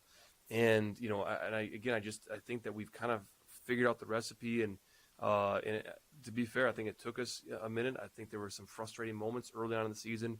But now we've kind of got the guys where they really, I think can play to the best of their ability, and you're seeing it in the chemistry, and you're seeing it in the quality of service that's coming in, and just, really the quality of, combination play in the final third and even the attacking half. And I think that all leads to that efficiency that you're talking about. I'm talking about Bethany Lutheran now. Obviously, you guys played them twice already. Shut them out 2-0 both times you played them. I know you weren't particularly happy with how things went necessarily in Game 2. You thought the team could have played a lot better. But they make it back to the championship game. Nearly got knocked out by Crown. In fact, very, very, very, very close to getting knocked out by Crown. Had to go all the way to penalties to win that game against the Polars to get to this point. You're familiar with them. They're a team I know that likes to throw a few wrinkles at you. This is something that we talked about the last time you guys saw them back home. And like I said, this has become kind of the rivalry in the league to kind of determine who's going to, emerge from the league and go to the NCAA tournament, not only win the regular season title, but also to the NCAA tournament. So, they're a little bit different from they've been in the past, but still a quality opponent, aren't they? Oh yeah, Matt. I mean, there's no doubt about that, and that's playoff soccer. I mean, we've been there as well, right? Where it's like you feel like you're really up against it, and all credit goes, I mean, to the coaching staff at Bethany. You can tell that there's experience, right? Like they've been in this tournament scenario a lot of times, and so the coaching staff finding ways to get their team to kind of believe and stay bought in, and then you look at the experience of. I mean, obviously Almeida, the goal scored, 22 seconds left, and just you kind of, I'm sure, for them, they always feel like they've got belief because they've got somebody like that can score goals on the field. So that helps, and then I think of other guys, Pilot and Lundberg and some of those guys that they've been in tournaments in, situations many times before. And so, I mean, all credit to them for hanging in that game and find a way to win. And, and credit to Crown. I thought their game plan was terrific, and young coach, Alex Hausler there, like just well done, and special players doing special things. If you haven't seen it, like go back and watch, Timmy Jackson's goal. I mean, you see why he's such a formidable force in our conference and in our region, really. I mean, it was a terrific game to watch.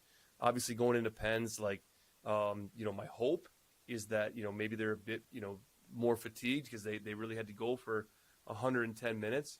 But the reality is too, they've got to be flying high with confidence right now and getting through some of that adversity. You can kind of get that feeling that you're a team of destiny a little bit, so I really think they're going to come out and kind of come out slugging at us, from a footballing sense, from a soccer sense. And I expect this to be a really good matchup today. All right. Well, as always, Coach, good luck today. It's been a fun season. Regardless of what happens today, this is our last broadcast with you guys for the year. So congratulations on another fine year, and go get them today against the Vikings. Thanks, Matt. That was Yellow Jacket head coach Joe Mooney. I'll be right back with more Yellow Jacket men's soccer right after this on 91.3 FM KUB Superior and on Yellow Jacket TV, an affiliate of the UMAC network.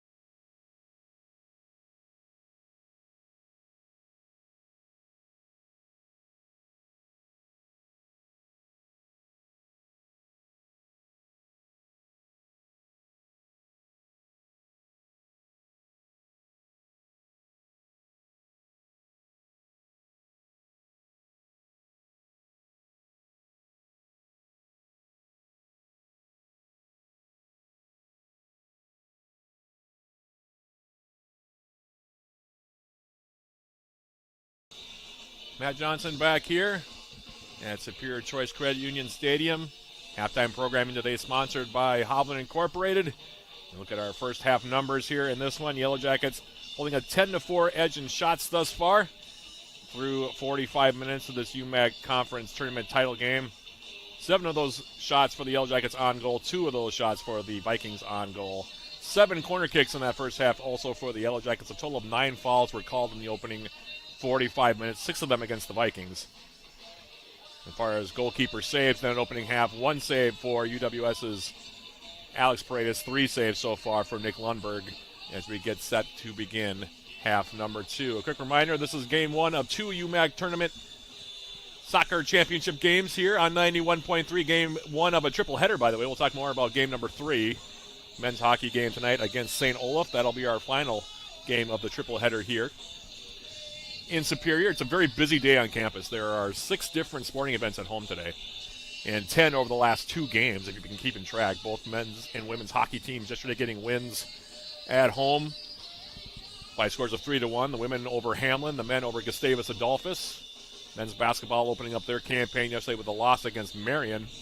Women's basketball on the road taking on Marion as well, and they got a win on the road. Also the Merrill Thompson Classic going on with UW Stout, Marion, and St. Olaf visiting for that. So there is a lot happening right now on the UWS campus. For more information, I should say, on all of that, go to uwsyellowjackets.com. There's plenty, like I said, happening. And it seems to be happening all at once here this weekend. You can ask anybody in the athletic department about that. It's very busy, but also a lot of fun as we get ready to begin half number 2 here between the Yellow Jackets and Bethany Lutheran. The Jackets will be going from right to left in this second 45 minutes. By the way, if you're a Yellow Jacket fan looking for great team gear, visit our official Yellow Jacket fan shop and browse all the current styles of Yellow Jacket apparel and accessories, including the same gear the Yellow Jackets wear. Find the Yellow Jacket sideline store at uwsyellowjackets.com/shop. 45 minutes remaining here in the UMAC soccer season for 2024. Yellow Jackets leading this game 4-1. 2 goals for Jake Kidd in that first half, 1 each for Freddie Watson and Aaron Sharton-Folkert. The Vikings goal coming courtesy of Danny Almeida. And that's where we stand right now as we get ready for this second 45 minutes.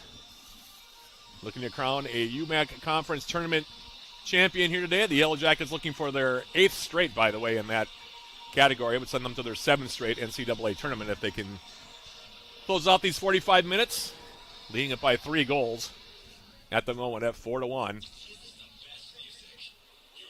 As we begin this second half here, Jackets will kick things off here, going from right to left.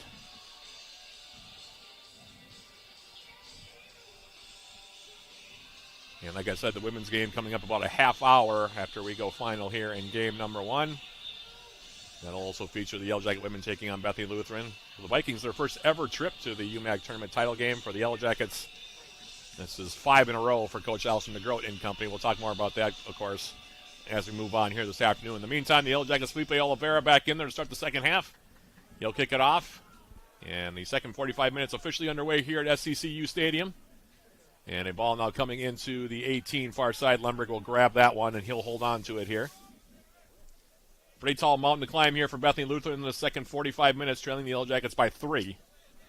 And it's Faraguna now coming forward on the right foot. Now he plays it short in the middle. Santiago Rios, He came in as a substitute. Begins the second half here. And now ball near side. Van Eldick now will pump it over midfield. Headed down now by Will Mindstrom. Diago Cavalcanti now playing it in the middle for the aforementioned Rios as they come across midfield in the Yellow Jacket territory. Now ball back, far side. Here's Mike Vanderhorst on the right foot. Vanderhorst for the Vikings. Now near side. Heist Van Eldick goes right side now. Coming across is Faraguna. And he'll lob a ball in the Yellow Jacket 18. Grabbed by Paredes. He holds it high over the top. Making a run in was Liam Gosh. And he'll now wait for his teammates to get forward, Will Paredes, before he gives it a boot. Sends it high over the midfield line into Bethany Lutheran territory. Van Eldick will head it wide, near side. Here's Faraguna now tracking it on the right foot. Tried to clear it, deflects off of Bellamy. Now Lundberg picks it up, sends it toward midfield. Finds its way for the feet of Alfie Hudd. Now it is Felipe Oliveira, Sharton Folkert, now Isaac Beckett. And the Jackets now will elect to go all the way back, try to spread some things out here for Alex Paredes. Paredes now will play it with the left foot.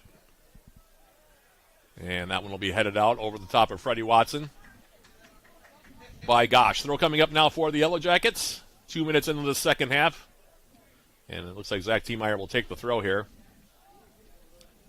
UWS looking for their 17th win of the campaign here. And it would be victory number 228 in the coaching career of Yellow Jacket head coach Joe Mooney. As Tiemeyer now lines it up. Here's the throw. Headed away by Van Horst in the Bethany Lutheran 18. Alfie Hudd now will play it wide. Oliveira back for Hudd. Now all the way back, here's Harry Ambler. Ambler now distributing to the near side, switching the field for Sharton Folkert in the corner. Aaron Sharton Folkert now. Josh Bellamy turning. Bellamy now for UWS. Takes it toward the byline. Gets around a couple players into the 18. Crosses to face the goal. Here's the header, and that one popped up in the air by Kidd. Grabbed there by Lundberg. Now he'll throw it to the outside. That's get picked off momentarily by Sharton Folkert, but his heavy touch allows Rios to take over. That pass just a little bit off from Bellamy. Otherwise, Jay Kidd might have had a good chance to get his third of the game here as this ball now comes near side. It'll go out of play. Throw taken quickly here by Cameron Brookfield. Go back up the middle. Raheem Graham. Dispossessed. Now Oliveira. A couple of players surrounding him. Oliveira in tight space finds Aaron Sharton Folkert with the pass. Jackets working in their own end of the field with Will Mindstrom now. He'll go all the way back into the 18. Bending ball at the left foot of Paredes. Now volleyed back into the Yellow Jacket 18 by Van Eldick. And right back to Paredes. Jackets really don't need to be in a hurry to do much of anything here in the second half. I'm perfectly honest with you about this. Not up by 3 goals in a championship game. But I doubt that they'll hold off too much in terms of their approach. It's not really how UWS approaches things, as now Isaac Beckett gets brought down here by Brookfield, and now we have a Yellow Jacket down. It's Beckett. And play is ongoing here as Josh Bellamy now coming forward. And Bellamy's ball now to the outside. Referee played advantage, then didn't whistle it down. And now we're going to have a foul called here on Hood. And now he'll get a yellow card out of it. And now we're going to have a yellow card given also to Brookfield.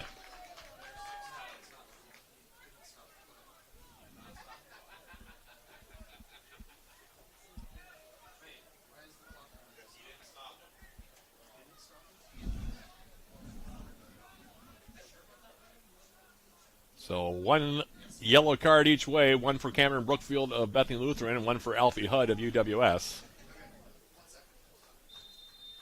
And now they will finally stop the clock. And we'll see how much time he now adds.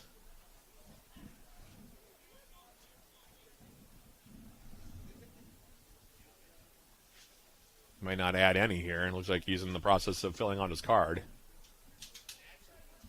And 39:56 right now on the second half clock.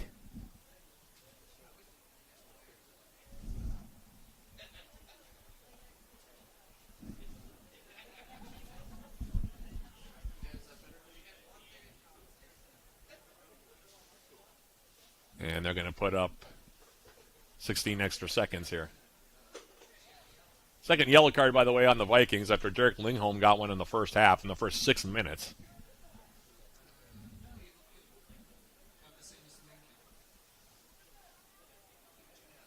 In the meantime, now it'll be a free kick. Ice Van Eldick will take it.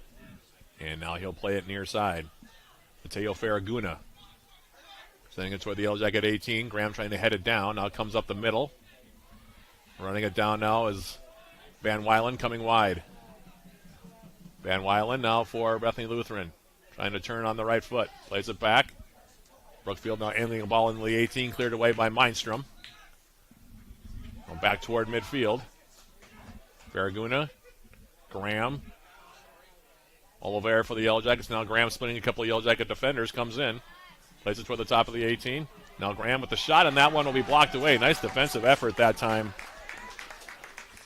Coming over from the weak side there for the Yellow Jackets, it was T-Meyer, it looks like.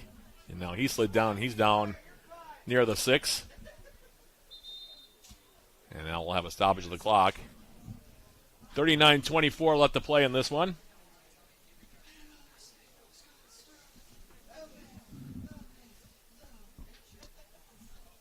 Zach T-Meyer, who has become a valuable asset for the Yellow Jackets in the back. Long throws. Now he's sitting up, by the way, on the right side. Training staff hasn't come out to tend to him as of yet. And T-Meyer now coming up to his feet. Van Weiland actually helping him up on that one, and now it'll be a corner kick out the deflection of the shot.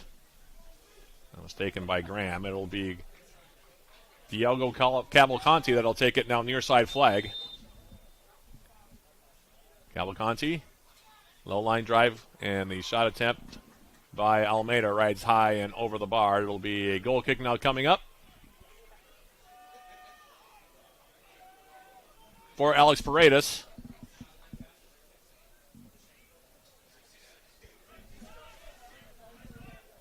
Almeida's had a strong game today. Score of the lone goal so far here for the Vikings. As Paredes now off the goal kick toward midfield. Watson heading it over the midfield stripe. Hasn't been settled as of yet. Ball now finally on the deck here. Here's Beckett. Van Weiland now will go outside for Brookfield. And Brookfield now heading it over the top. Looking for Ambler. Looking for Almeida. Cleared by Ambler. And now Mindstrom volleys it back over midfield. And Kidd gets brought down from behind. We play on. Ambler now for the Yellow Jackets, breaking up a pass into the middle. Now Van Horst, ball forward. Alfie Hudd. T-Meyer sends it over midfield. Van Eldick now. Might have gotten an elbow in a Kid who goes down. Now Ambler. Josh Bellamy for the Yellow Jackets. And now he'll play it near side.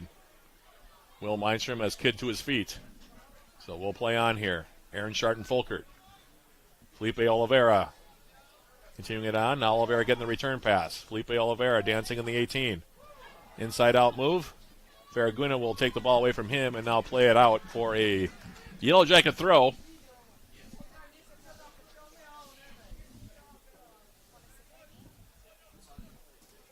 And now T-Meyer will jog over and take the throw here, it looks like. As the clock continues to move.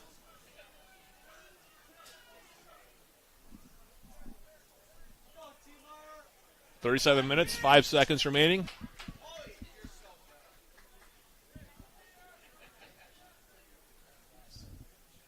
And Zach T-Meyer, the 6'4" senior from Waunakee, lining this one up. Throws it at an angle into the 18. Beckett trying to turn.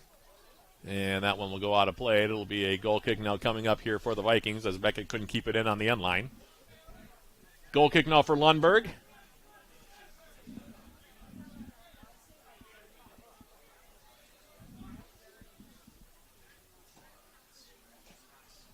And Lundberg now off the set goal kick toward midfield. One in the air there by Beckett. To the far side is Vanderhorst. Tackled away by Bellamy. Bellamy now to the outside looking for Freddie Watson. And Watson now gets taken down by Van Eldick, and they're going to stop the clock and give him a yellow card. And it'll be a free kick now for UWS. Third yellow card against the Vikings here. And it looks like Rowan Wagner getting ready to check back in here for the Jackets as well. Meantime, UWS free kick. About 30 yards away from Lundberg's goal to my left at an angle. Far side of the field. Bellamy and Watson standing over it for UWS. It looks like Bellamy right now lining it up.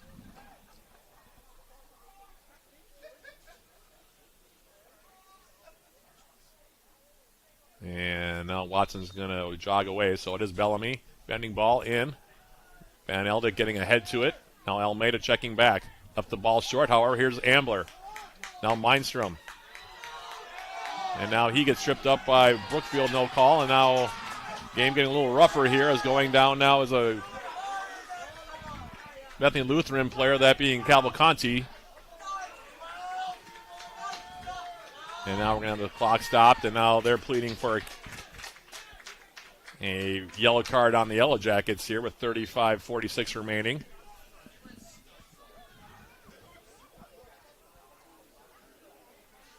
And now this is where the dialogue comes in here in a game like this one, where there's a big margin here. This is a tournament championship game. Emotions are high right now. It's 4-1. Yellow Jackets in the lead. And Cavalcanti now just rolling over to check in with the Bethany Lutheran training staff here. 35:46 on the clock. And this is one of those situations, again, where the referee probably going to have to start taking control of things here, because it's getting pretty chippy out there. It has been for about the last 5 or 10 minutes here. And some pretty clear fouls that the center referee has not called here. Both ways, by the way. I shouldn't say that it's been one way or the other, but he's going to have to start making some calls here. There's been 4 yellow cards in the game, 3 of them against the Vikings. And Cavalcanti now is up to his feet and is walking off to my left. In the meantime, they're going to bring in, looks like Guilherme Gancho is going to come back into the contest. Tiemeyer, meanwhile, is going to check out. They're going to have Wagner now partnered, with Harry Ambler in the middle out of the Yellow Jackets. In the meantime, it'll be a throw-in now, it looks like, for the Vikings near side. It'll be taken by Cameron Brookfield. And we just await, like I said, our center referee to let things go here.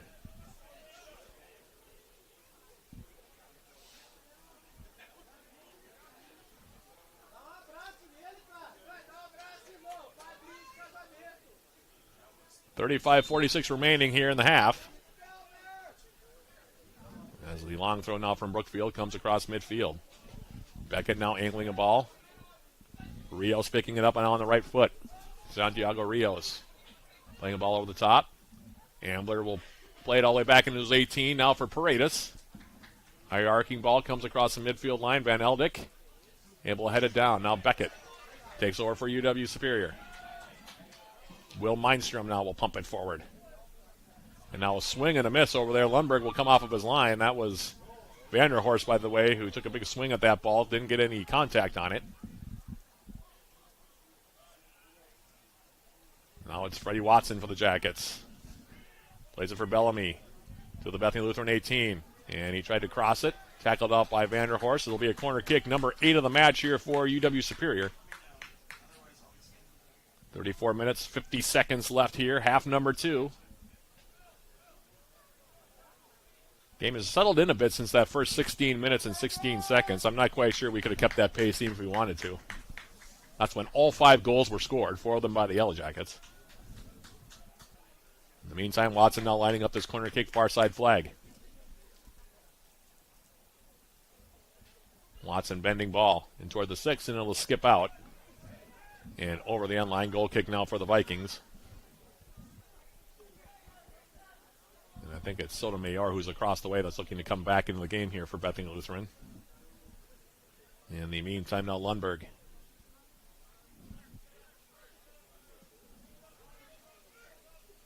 His goal kick coming forward. Comes in the Yellow Jacket territory. Now Ambler. Nice sliding tackle to get away from Brookfield. One thing with Harry Ambler, he's never out of control on a play. Seems like he's always, his movement very measured.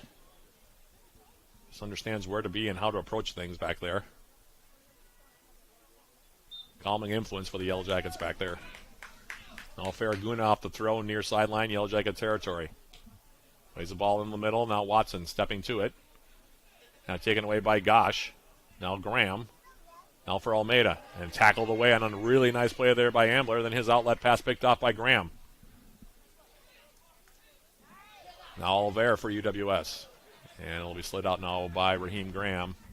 Throw for the Yellow Jackets coming up here. Aaron Sharton-Folkert will take it. And looks like Will Mindstrom actually will call off Aaron Sharton-Folkert, and he'll take the throw.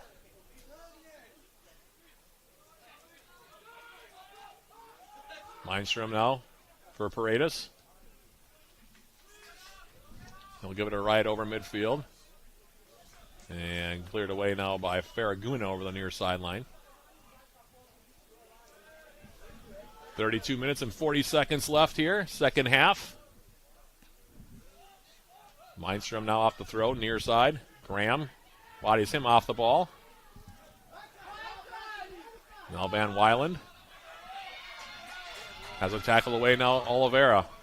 Playing it for Jake Kidd. Kidd for the Yellow Jackets. Into the 18 now on the right foot. Now he takes it back outside. Plays the ball back now for Sharton-Folkert. Aaron Sharton-Folkert coming forward. Oliveira. Kidd. And then had a bit of a heavy touch. Lundberg will now sweep it away toward midfield. Ambler for the Yellow Jackets heading it down. Now Beckett couldn't get great contact on it. Skittered off of his foot. Picked up by Rios. And a ball to the far side now intended for Gosh is tackled out by Watson. And we're going to have a substitution again here. Cavalcanti's going to come back into the match here, it appears. And he came in for Rios, by the way, who replaced Cavalcanti when he went down with the injury. In the meantime, here's the throw coming in for Almeida. Vanderhorst now popping it into the air. Ambler for the Yellow Jackets heads it back toward midfield. Now Ambler another head ball as it was sent right back to him. And now Kidd on the far side. And Jake Kidd now trying to make a run. Van Elden cutting him off. Lundberg now up the middle. Josh Bellamy.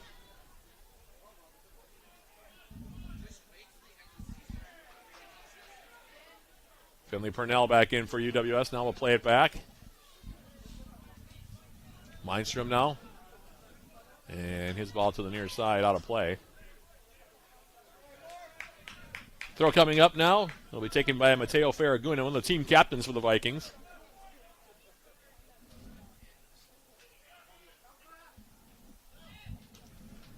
Mindstrom now popping it in the air off the throw. And headed out by Sotomayor. It'll be a throw now for the Yellow Jackets deep in Bethany Lutheran territory. The longer the clock continues to run, the better it is for the Yellow Jackets at this point. Still a half hour to go. So a lot of time, but game has settled in here. Pace has been a little bit slower here these last about 40 minutes or so as Sharton-Folkert now floating a ball into the Bethany 18, far side. Goncho running it down. Finley Purnell now gets dispossessed by Cavalcanti. Raheem Graham now trying to play that one forward. That one also takes a deflection off the Yellow Jacket for Will Mindstrom, and Mindstrom will just clear it away. Big smile on his face. And now substitution. Looks like Mindstrom's going to check out. They're going to bring Zach Tiemeyer back in.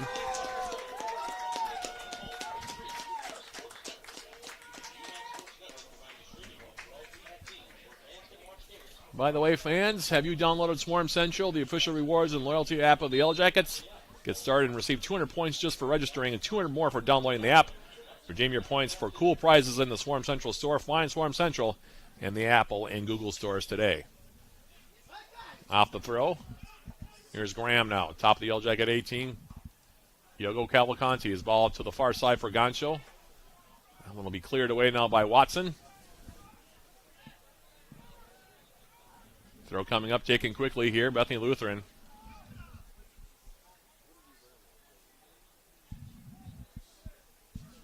Playing it in the Yellow Jacket 18. Comes this way for Cavalcanti. Now he bends the ball over the top of everything, and it will be a goal kick here for Paredes.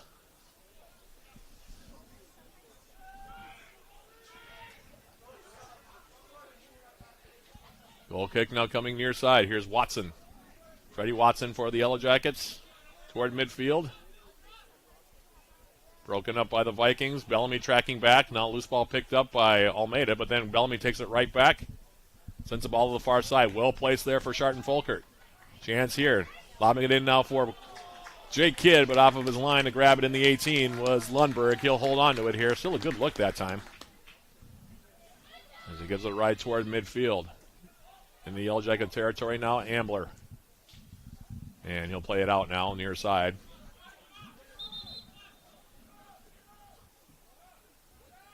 Substitution now for the Vikings, it looks like. Brookfield's going to check out here.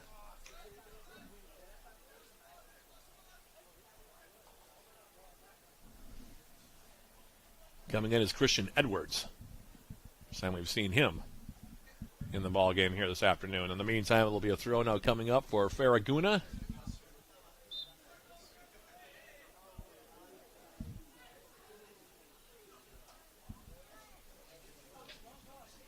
Throw comes in. Finley Purnell winning it for UWS. And now Jake Kidd and Sotomayor now will play it out. It'll be a throw here coming up.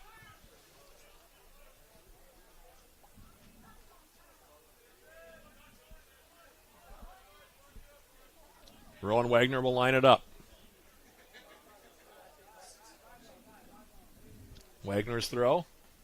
And Oliveira will touch it out of play. Throw now for Bethany Lutheran. Joel Thomas getting ready to check in. Standing across the way at the midfield stripe. Throw in now for Edwards. All popped in the air. Bellamy trying to touch it down. Now Edwards trying to find it. Ball takes a deflection. Comes back in the Yellow Jacket territory where it's picked up now by Ambler. Ambler for the Yellow Jackets. Toward midfield. Van Weiland. Farraguna out off of Freddie Watson, right near midfield here.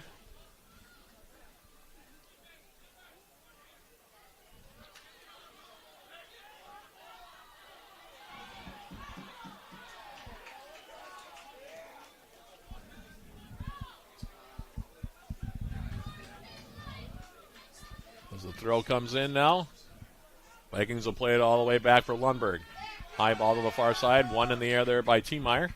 Now Beckett. Lobbing a ball over in the corner. Jake Kidd. And he gets piled into over there by Oscar Peraza. It'll be a free kick here for the Yellow Jackets. A dangerous spot. Edge of the Bethany Lutheran 18 here.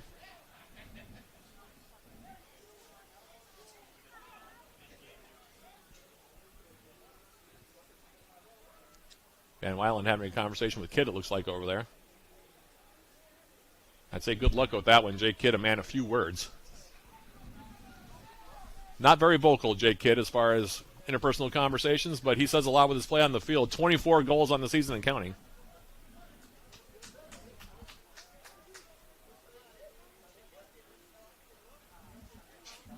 Bellamy now standing over on the right foot, edge of the 18.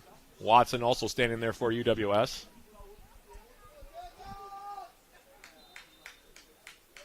And it'll be Watson bending a ball in. And they score!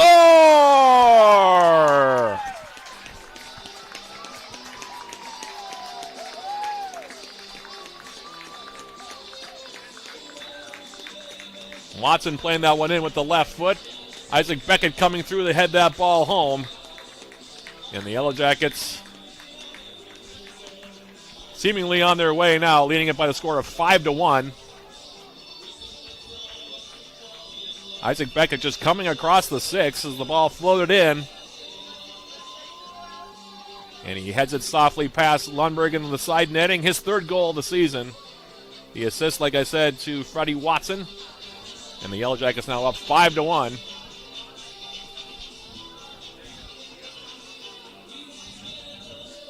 Well played by the Yellow Jackets there. That was well done. Can't get much more better on that. Can't get much better on that one as a free kick. Watson with a fist pump as it looks at Paredes in goal. Coming back to the midfield line for kickoff on that one. That was beautifully played by Freddie Watson. Perfectly played with the left foot. And Beckett right there to head it home. And the Jackets now up by 4. And it looks like Felipe Oliveira is going to check out. Nikolai Stoker is going to come in. So the Yellow Jackets now up 5-1.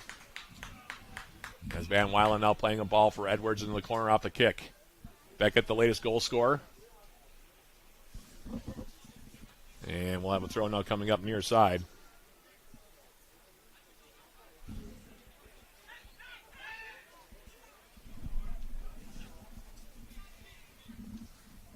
Now it's Farraguna. Van Weilen in the Yellow Jacket territory.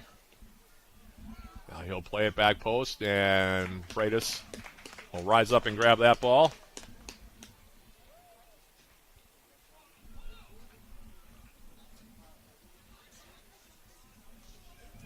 And the Yellow Jackets, like I said, 5-1 up now as they play a ball across midfield.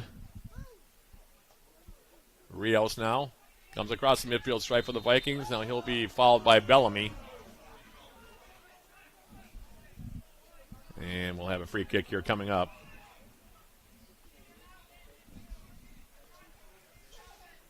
As off the restart.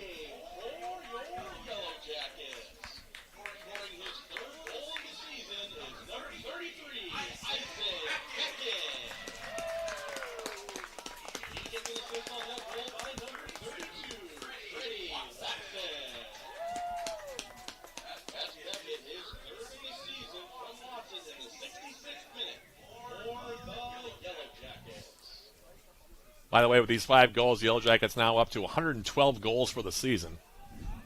And they are now officially plus 99 on the campaign.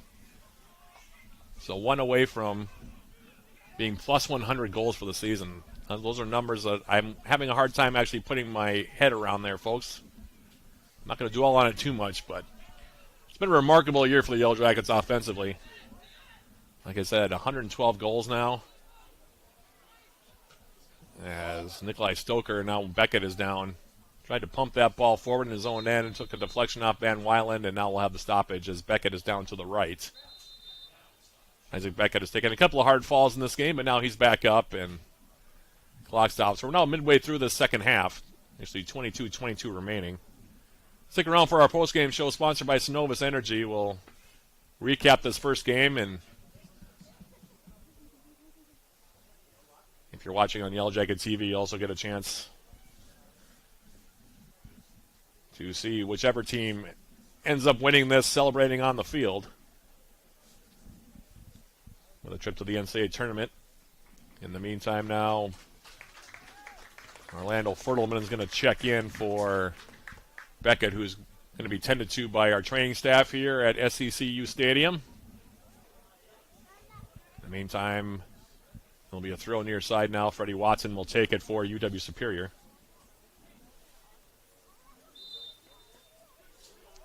One of the things we talked about with Coach Joe Mooney in the beginning, the efficiency the Yellow Jackets score goals at. 5 goals on 9 shots on target for the Yellow Jackets. That's a very high number. In the meantime now here is Nikolai Stoker now crossing the ball into the 18. That one cleared up the middle. Cavalcanti now for the Vikings to the far side of the field. Guilherme Gancho now on the right foot. Ball comes near side on the right foot. Van Weilen measuring a ball for Almeida. Headed away now by Ambler.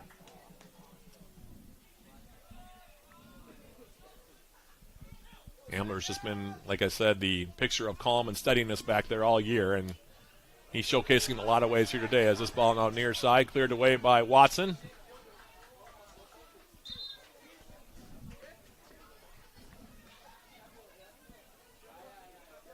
And now a substitution for the Vikings. Farraguna getting ready to throw it in here in Yellow Jacket territory. Rios is going to check out. And we'll actually see how long the two teams go before they start maybe emptying their benches just a bit here in this title game. Always a point of emphasis to try to get as many players into a title game as you can. Just to say they were able to play in it now as Kidd follows Farraguna. Right near midfield, went up for a head ball, and hit Farraguna in the back. It'll be a free kick now for the Vikings.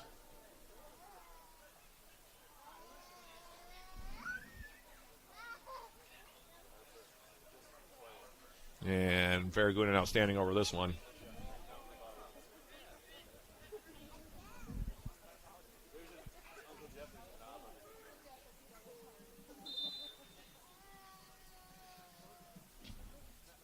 Now he bends the ball toward the Yellow Jacket 18, backside. Cleared away by Joel Thomas. Jake Kidd now. And that one will be sent forward now by Thomas into the far corner. About to go under 20 minutes left in this one as Lundberg in his own 18. Gives it right toward midfield. Ambler there to win it again. Joel Thomas now heading it down. Here's Bellamy. Josh Bellamy now making a run to the outside around Cavalcanti. Now Fertelman, edge of the 18. Now Graham.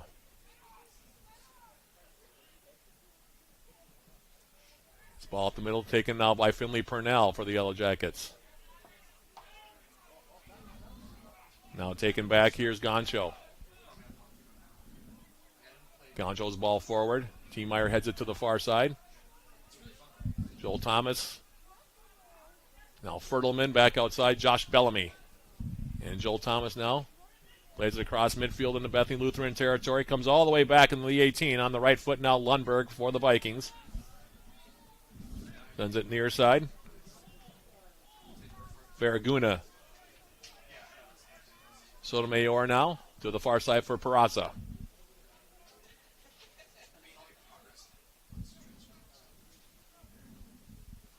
Now Peraza gets it back on the right foot.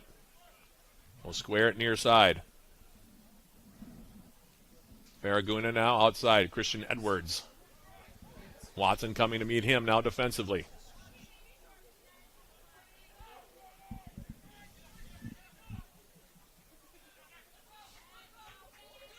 Now Fertelman. Rowan Wagner trying to tackle it away from Van Weilen. Instead, he'll touch it out. Throw coming up now for the Vikings in Yellow Jacket territory near sideline. And 4 new players going to enter, 2 each way. Ben Lyman's going to come in. Will Mindstrom also checking in. As Peraza checks out. And like I said, now this is the point of the game where they're going to start getting some extra players in here as Jonathan Balon checks in for the first time here for Bethany Lutheran. Like I said, Ben Lyman coming in now for the Yellow Jackets. Clock continuing to run here. 17:53 remaining. Clausen back in as well for the Vikings. The throw came in for him, and it's volleyed out here by Mindstrom. Another throw coming up. This time it'll be deep in Yellow Jacket territory.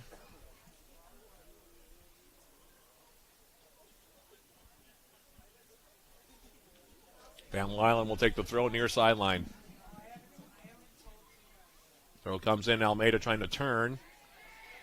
And it'll go over the end line. Shielded out there by Purnell. And Paredes will have a goal kick here coming up. Massingham going to check in. Jake Kidd going to come out. Phil Erickson coming back in as well for UWS.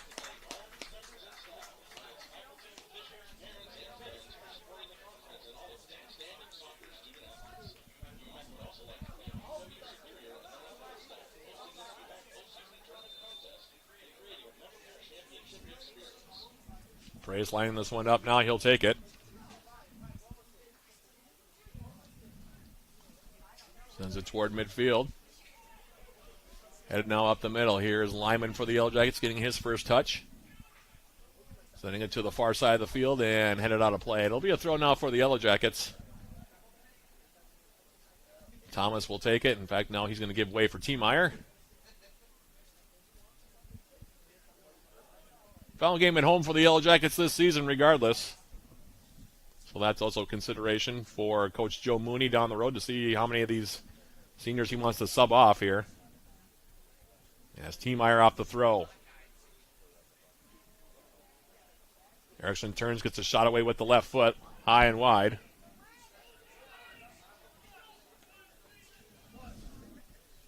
Quick restart here for the Vikings. Long ball coming over the top now. Almeida on the run now, being tracked by Lyman. Comes into the Yellow Jacket end near the 18. Steps inside, does Almeida.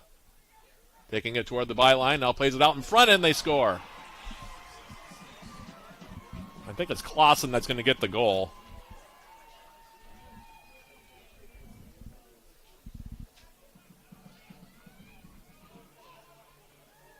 Jackets got turned around defensively there. And Almeida now with a goal and assist. He gets the assist on that ball. Actually, you can give a second assist on that one, too, to Sotomayor. So it'll be Clausen on the tally here to make it 5-2.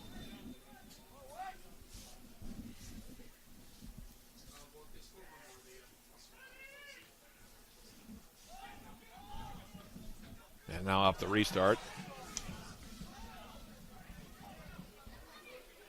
Clausen's third of the season, by the way, from Sotomayor and Almeida. And now we have about a quarter an hour remaining in a 5-2 contest here. Joel Thomas now playing it to the outside. Now Clausen taking it wide here for the Vikings. And T-Meyer will just tackle it off of him out of play. As we go into a quarter of an hour now left in this one.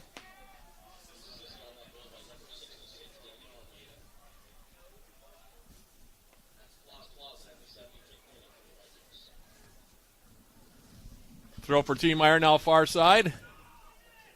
Fertelman near midfield. Switches the field now near side. Here's Freddie Watson. Watson. Mindstrom. Fertelman. Watson now on the overlap. Plays it into the 18. Massingham touching it back. Fertelman in the middle. Wide open here is Erickson. He gets a shot and he scores!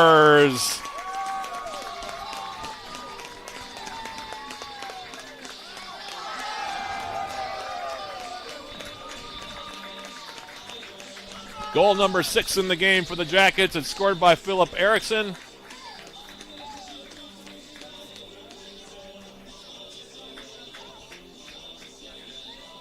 For Erickson, it's goal number 5. The assist on that one to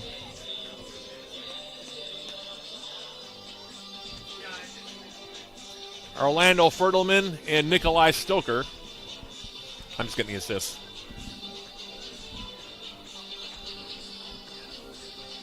So Erickson from Stoker and Fertelman.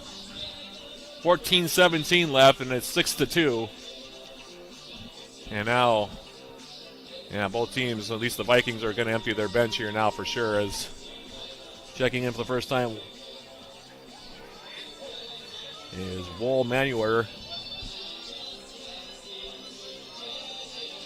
And the Yellow Jackets well on their way here. Still 14 minutes and change left to play, but UWS now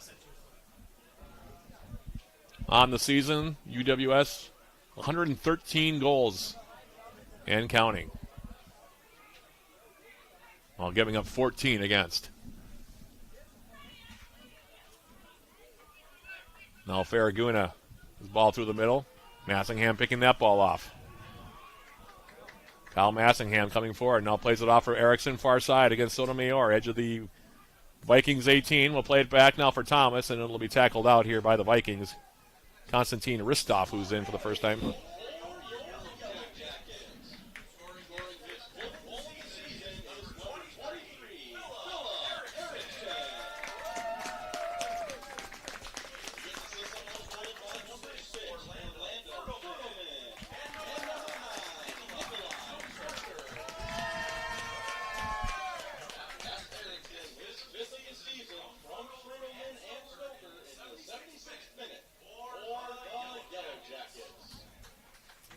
So 6-2 now your score.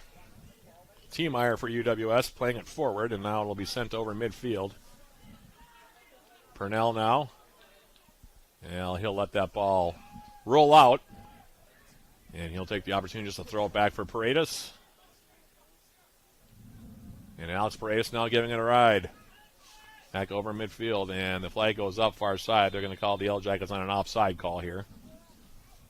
Joel Thomas, the offending party. It'll be a free kick here coming up.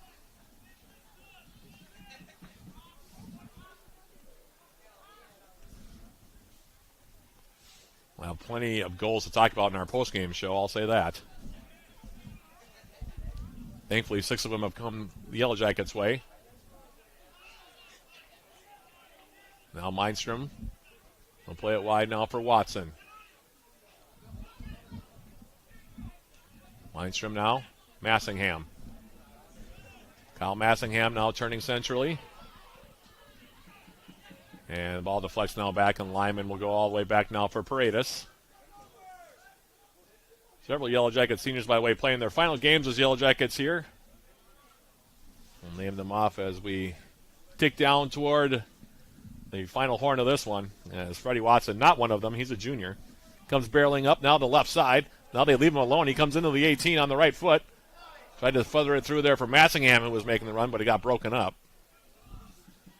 And now Cavalcanti's ball through the middle for Clausen. That one broken up. Mindstrom. What's that? Yeah. They had the tournament, but they're not going to be playing here. No, true. Yeah. I appreciate the sentiment, though, Brad. Thanks. Now here's Massingham coming in, and that one will be slid away. Now he came into the 18, tried to get to a ball before the defender on that far side, that being Balon. And it'll be slid out for a Yellow Jacket corner kick here coming up. And now the Yellow Jackets also taking the opportunity to bring in some substitute. Jacob Wiles in for the first time. Rowan Wagner back in. And like I said, this senior class, some of them walking off the pitch here at Superior Choice Credit Union Stadium. And as Yellow Jackets at home for the final time, Zach Tiemeyer, one of them. Will Mindstrom, another one as he walks off here. Josh Bellamy also in his senior campaign. I'll start naming them off here as we go. Yellow Jacket players that have helped lead this team to NCAA tournaments in every year of their collegiate careers, excluding, of course, the COVID year. That was the one year where nothing happened. But in every other season, 4 of them in a row, Yellow Jackets have been to the NCAA tournament, and they're well on their way here again. Just over 10 minutes left in this one as Wagner will go back now for Ben Lyman. Lyman now angling a ball far side. Aaron Sharton-Folker, another one of those seniors. Stepping over now on the right foot. Sharton-Folker coming in at an angle. One got poked off his foot by Balon. Nice play by him. And now he's coming back toward the midfield stripe. Playing it back here. Looks like Freddie Watson's day is also over for UWS, although, like I said, he's only a junior. Another year for him of eligibility as this ball now sent into the far side of the field in Yellow Jacket territory, out for a UWS throw. Name off those seniors again. Daniel Young, by the way, backup goalkeeper for the Yellow Jackets, is one of the seniors.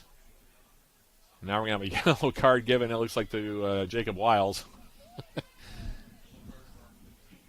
Apparently a little late in getting the ball in, but Alex Paredes, the goalkeeper for the Yellow Jackets, still in the game. Aaron Sharton-Folkert, Josh Bellamy, Harry Ambler, all those guys that we've been talking about. Finley Purnell, Nikolai Stoker, Felipe Oliveira, Zach Tiemeyer, big senior class. Karsten Kleddy, who we have not seen tonight. Phil Erickson, as I mentioned. Philip Jobst also, who's gotten some extra playing time this year. And Carter Lansdale as well. Amongst the seniors here that, for the Yellow Jackets, are playing their final games at home. And now we have a free kick coming up for UWS. Clock continuing to move now. 9 minutes and 30 seconds away. By the way, like I said, stick around on Yellow Jacket TV and also on 91.3 FM. We'll have our postgame show sponsored by Synovus Energy. Once we go final here, the Yellow Jackets on the verge of yet another UMAC tournament title. It'll be 8 in a row for UWS and their 7th straight trip to the NCAA tournament. Really impressive when you think about those numbers, just that alone. The amount of sustained success that the Yellow Jackets have had under Joe Mooney. So like a testament to his program. As I said, the names have changed over the years, but the results have stayed remarkably the same. Phil Erickson now. Here's Kyle Massingham. Massingham for the Yellow Jackets now on the overlap. Aaron Sharton-Folkert still trying to run that ball down. Sotomayor will get there first for the Vikings, and he'll play it out in his own end for a Yellow Jacket throw here.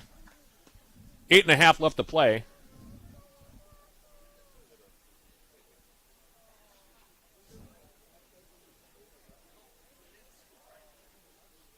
As the throw comes in now, far side. Van Weiland, who's actually had a pretty good game for the Vikings today, I think. Jamie Van Weiland's been involved in a lot of plays for them. Plays the ball near side now. Rowan Wagner intercepts. And now Guilherme Gancho runs headlong into Orlando Fertelman. No call. We play on. Cavalcanti now to the far side for Clausen. Bethany Lutheran has quite a few seniors on this squad as well. Talking about them, and we got the opportunity here as we tick down toward the last 8 minutes now. Less than 8 minutes left. Ball now near the Yellow Jacket 18. Graham will turn. He'll get a shot, and that one will go wide. Mateo Farraguna, one of those seniors. Ben Clausen also, who's in there right now, scored the second goal for the Vikings as a senior. Raheem Graham, Cameron Brookfield, Nick Lundberg, the goalkeeper. Also seniors. Anastasis Daskalakis, also in his senior season. So, like I said, this is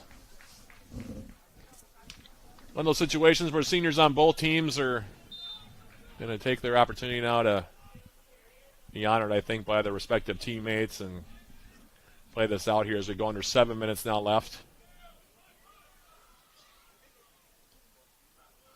Paredes now giving it a ride back toward midfield. And this one will go out of play near side. And we're going to have a stoppage of the clock. Jacob's going to make another substitution here. Looks like Philip Jobst is going to come in, one of those seniors. He'll take out Joel Thomas here. 6 minutes, 50 seconds left. The clock is stopped here. Jackets scoring 4 goals in the opening 16-plus minutes. And for all intents and purposes, UWS had the game wrapped up by that point. And also checking in now for the Vikings, Ezekiel Human.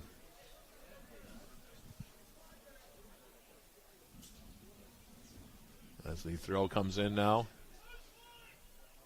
For Erickson, he'll head it into the 18. Lundberg will grab it. I have a feeling that Derek Lingholm might leave Lundberg in there just to play this out here. In the meantime, Aaron Sharton-Folkert.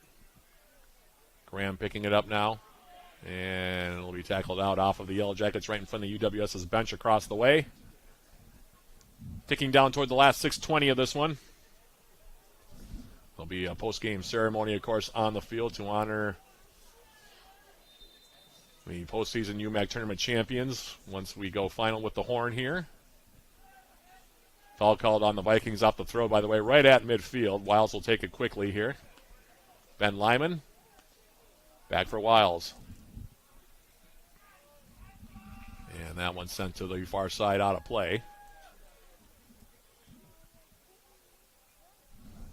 Wiles will take this throw.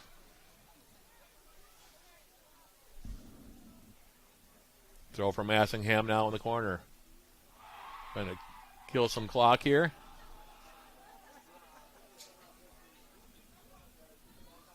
Yellow Jacket bench getting excited about a play over in the corner there. I think that was some nifty footwork by Massingham, perhaps. In the meantime, now here's the ball forward. Human trying to get there first for the Vikings. Jobst now off the tackle for the Yellow Jackets. Stoker will play it back. Here's Wagner. Ron Wagner now playing it over the top, looking for Jobst on the run. Stoker will head it down. Erickson. Back for Stoker. The two Norwegians hooking up there. And now it's Ben Lyman. To the outside now. Kyle Massingham. Pass goes back now. Paredes.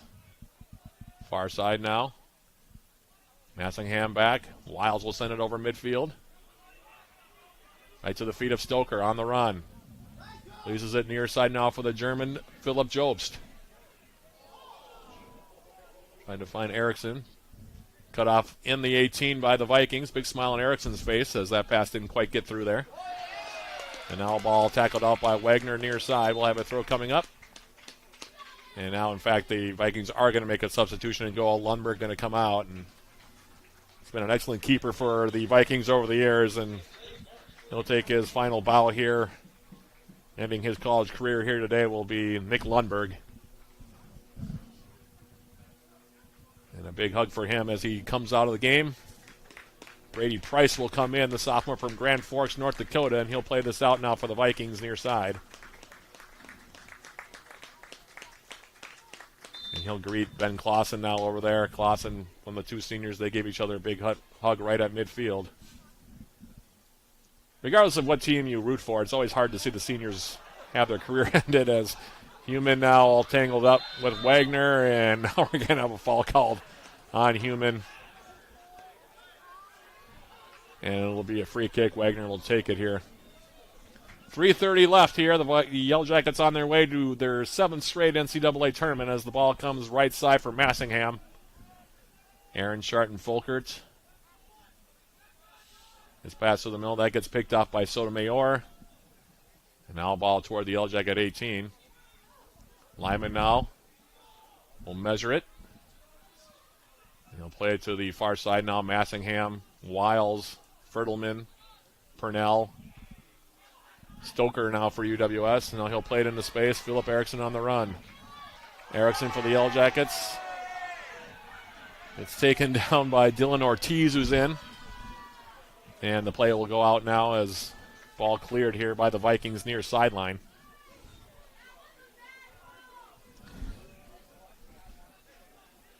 Throw for Wagner here. Throw comes in now, headed up in the air by Jobs. Near side now, Philip Erickson. Volley toward the midfield line. Purnell will head it back for UWS into the deep end of the field. To wide left. Fertelman now. Edge of the Bethany 18. Ball back post, and looking for that one was Sharton-Folkert.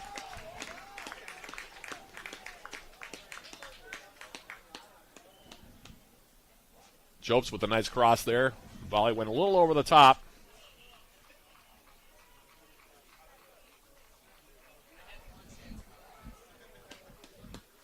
One minute, 53 seconds now left as Brady Price, the backup keeper, will line up this goal kick here.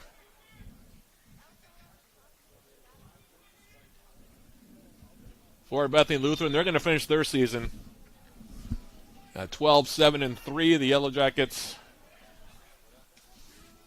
will continue on at 17-3-2.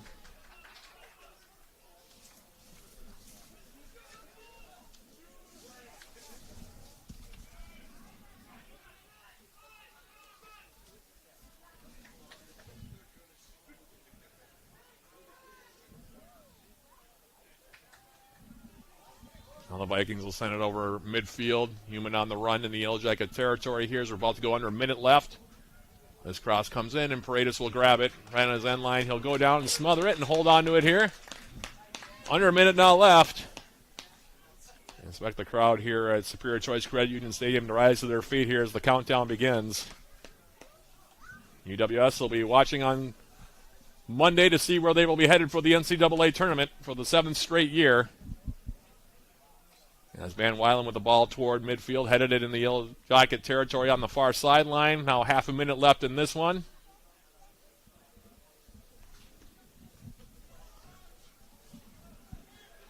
He'll toss it back now. Will Jacob Wiles for Paredes. Plays it up the middle now for Purnell. 15 seconds now to go. Ball going into the corner now for Erickson. Erickson making move around the goaltender. Gets a shot, and it goes right in front of goal. Skims the goal line at a very sharp angle, but that'll about do it. And the horn sounds as the clock expires, and the Yellow Jackets, for the 7th straight time and the 8th time overall, are UMAC Conference tournament champions. 7 straight trips to the NCAA tournament for UWS and counting. as they defeat Bethany Lutheran here in Game 1 of our UMAC Tournament Championship doubleheader.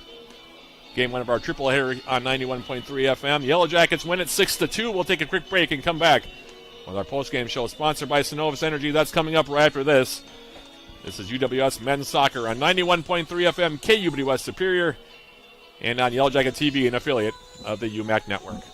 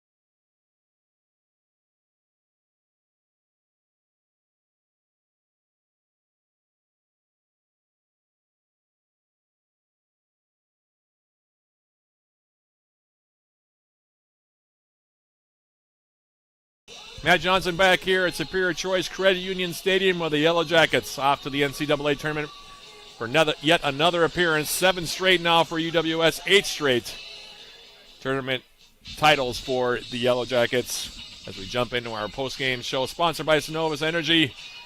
And our final numbers from this one. We'll go through the scoring summary. A lot to get to in that regard, so bear with me here as the Yellow Jackets and their fans celebrating here before the home fans. Another trip to the NCAAs, as I said, for UWS. The Jackets taking control early in this one. Took 2 minutes and 9 seconds for Jake Kidd to score his first of 2 goals on the game. 23rd of the season at 2:09 off an assist from Josh Bellamy. A mistake in the back, actually, by Bethany Lutheran. Bellamy able to break up a pass on the outside. Came in at an angle and then passed a perfect ball into the 6th. Easy tap-in goal for Kidd. That made it 1-0 in favor of the Yellow Jackets. Then at 5:58, Jake Kidd off a long ball off the left foot of Aaron Sharton-Folkert. Split a couple of Bethany Lutheran defenders, came in at an angle at the edge of the 18, and then tucked a shot as he came across the top of the 18. Waited for Nick Lundberg to commit. And like I said, tucked a shot into the side netting. Second of the game, 24th of the season for Kidd. That made it 2-0 in favor of the Yellow Jackets. The Vikings responded to cut it to 2-1 at 8:13 of the half when Danny Almeida took a pass from Mateo Farraguna, came up the middle of the field, split the Yellow Jacket defense, and fired a shot past Paredes into the back of the net to make it 2-1. But from there, the Yellow Jackets came right back. 15 minutes and 10 seconds. Aaron Sharton-Folkert, his 5th goal of the season off a throw-in from Zach Tiemeyer. Probably the prettiest goal of the game. Tiemeyer up the long throw, it deflected off of the head of a couple of players. And then the scissor kick finished by Aaron Sharton-Folkert inside the 6, tucked it into the side netting around Nick Lundberg, the Bethany Lutheran keeper, to make it 3-1. And then less than a minute later, Freddie Watson picking up a loose ball in Bethany Lutheran territory, came across the top of the 18, let a left-footed shot go that deflected over the top and into the back of the net. Past Lundberg to make it 4-1, and that's where we stood at halftime. Then in the second half, the Yellow Jackets adding to their lead. making it 5-1 at 65-24. Isaac Beckett on a perfectly placed free kick off the left foot of Watson. Rising above everybody, being the Bethany Lutheran defense to the ball and heading it into the side netting for his third goal of the season was Beckett. 65-24 again the time, made it 5-1. And from there, a couple of extra goals adding to the final score line. Ben Clausen at 74-20 from Daniel Almeida. That made it 5-2. And then Philip Erickson with his fifth of the season off assist from Orlando Fertelman and Finley Purnell at 75-43 to make it a 6-2 final score. Final numbers in this one. The Yellow Jackets outshooting Bethany Lutheran 16-9 for the game, 10-4 in shots on goal. They also had 9 out of the 10 corner kicks in the contest. A total of 12 fouls were called, 7 of them against the Vikings, 3 yellow cards against Bethany Lutheran, 2 against the Yellow Jackets. And as far as keepers and their saves in this one for the Yellow Jackets, is Alex Paredes making 2 stops to get the win. Nick Lundberg in his final game as a Bethany Lutheran Viking making 4 saves to take the loss. The Yellow Jackets off to the NCAA tournament. Your post-game show, by the way, player of the game, Jay Kidd for the Yellow Jackets, scored 2 quick goals and really helped set the tone for the Yellow Jackets in this contest. Now 24 goals for Kidd, that they have right here in Superior. And the Yellow Jackets, like I said, off to the NCAA tournament for the 7th straight time, thanks to Kidd. Philip Erickson also getting on the board tonight. Aaron Sharton-Folkert and Freddie Watson all finding the back of the net as the Yellow Jackets hoisting the trophy, signifying their 8th straight UMAC tournament title. So, Jake Kidd, again, your post-game show player of the game. Up next for the Yellow Jackets, they are off to the NCAA tournament. They'll learn their fate as to where they're headed on Monday as part of the NCAA Division III men's soccer selection show. You can check out UWS Yellow Jackets to find out more about where and when the Yellow Jackets will be playing in the Big Dance. A big thank you to everybody who tuned in this season. We hope you enjoyed the broadcast, and this broadcast in particular, and all the other broadcasts we had all year. Also like to thank everybody who tuned in on Yellow Jacket TV all year. Specifically, it's been a fun season of Yellow Jacket soccer, and I've been doing this now for a lot of years, and it never gets old watching the Yellow Jacket men's soccer team, and the women's soccer team for that matter, but especially the men, given that they're out there celebrating with their trophy at the moment. Never gets old watching those two teams move on through their season. So congratulations to the Yellow Jackets head coach Joe Mooney and company. And a big thank you to everybody who tuned in all year. We'll hope you'll join us again next year for more UWS men's soccer. So for Bradley Lellis, who was my engineer, by the way, with Yellow Jacket TV, and Wyatt Tischler, who was my engineer back at 91.3 FM. Thank you for watching all year, folks. Stick around, though. Game 2 of our doubleheader coming up in about 35, maybe even 40 minutes from now. In the meantime, thanks for watching all year, everybody. We'll be talking to you again in the 2025 campaign. This has been UWS Men's Soccer on both 91.3 FM KUWS and on Yellow Jacket TV, an affiliate of the UMAC Network.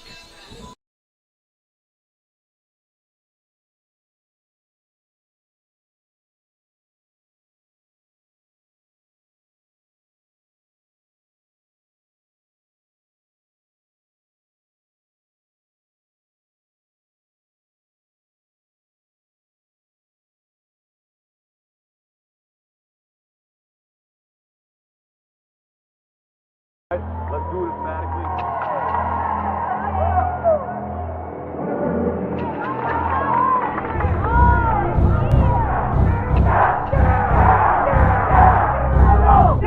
Yellow Jackets, 2-3.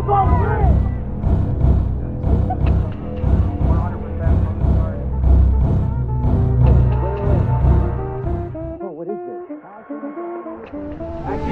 Let me go. If I hit another run and down, you better make mine.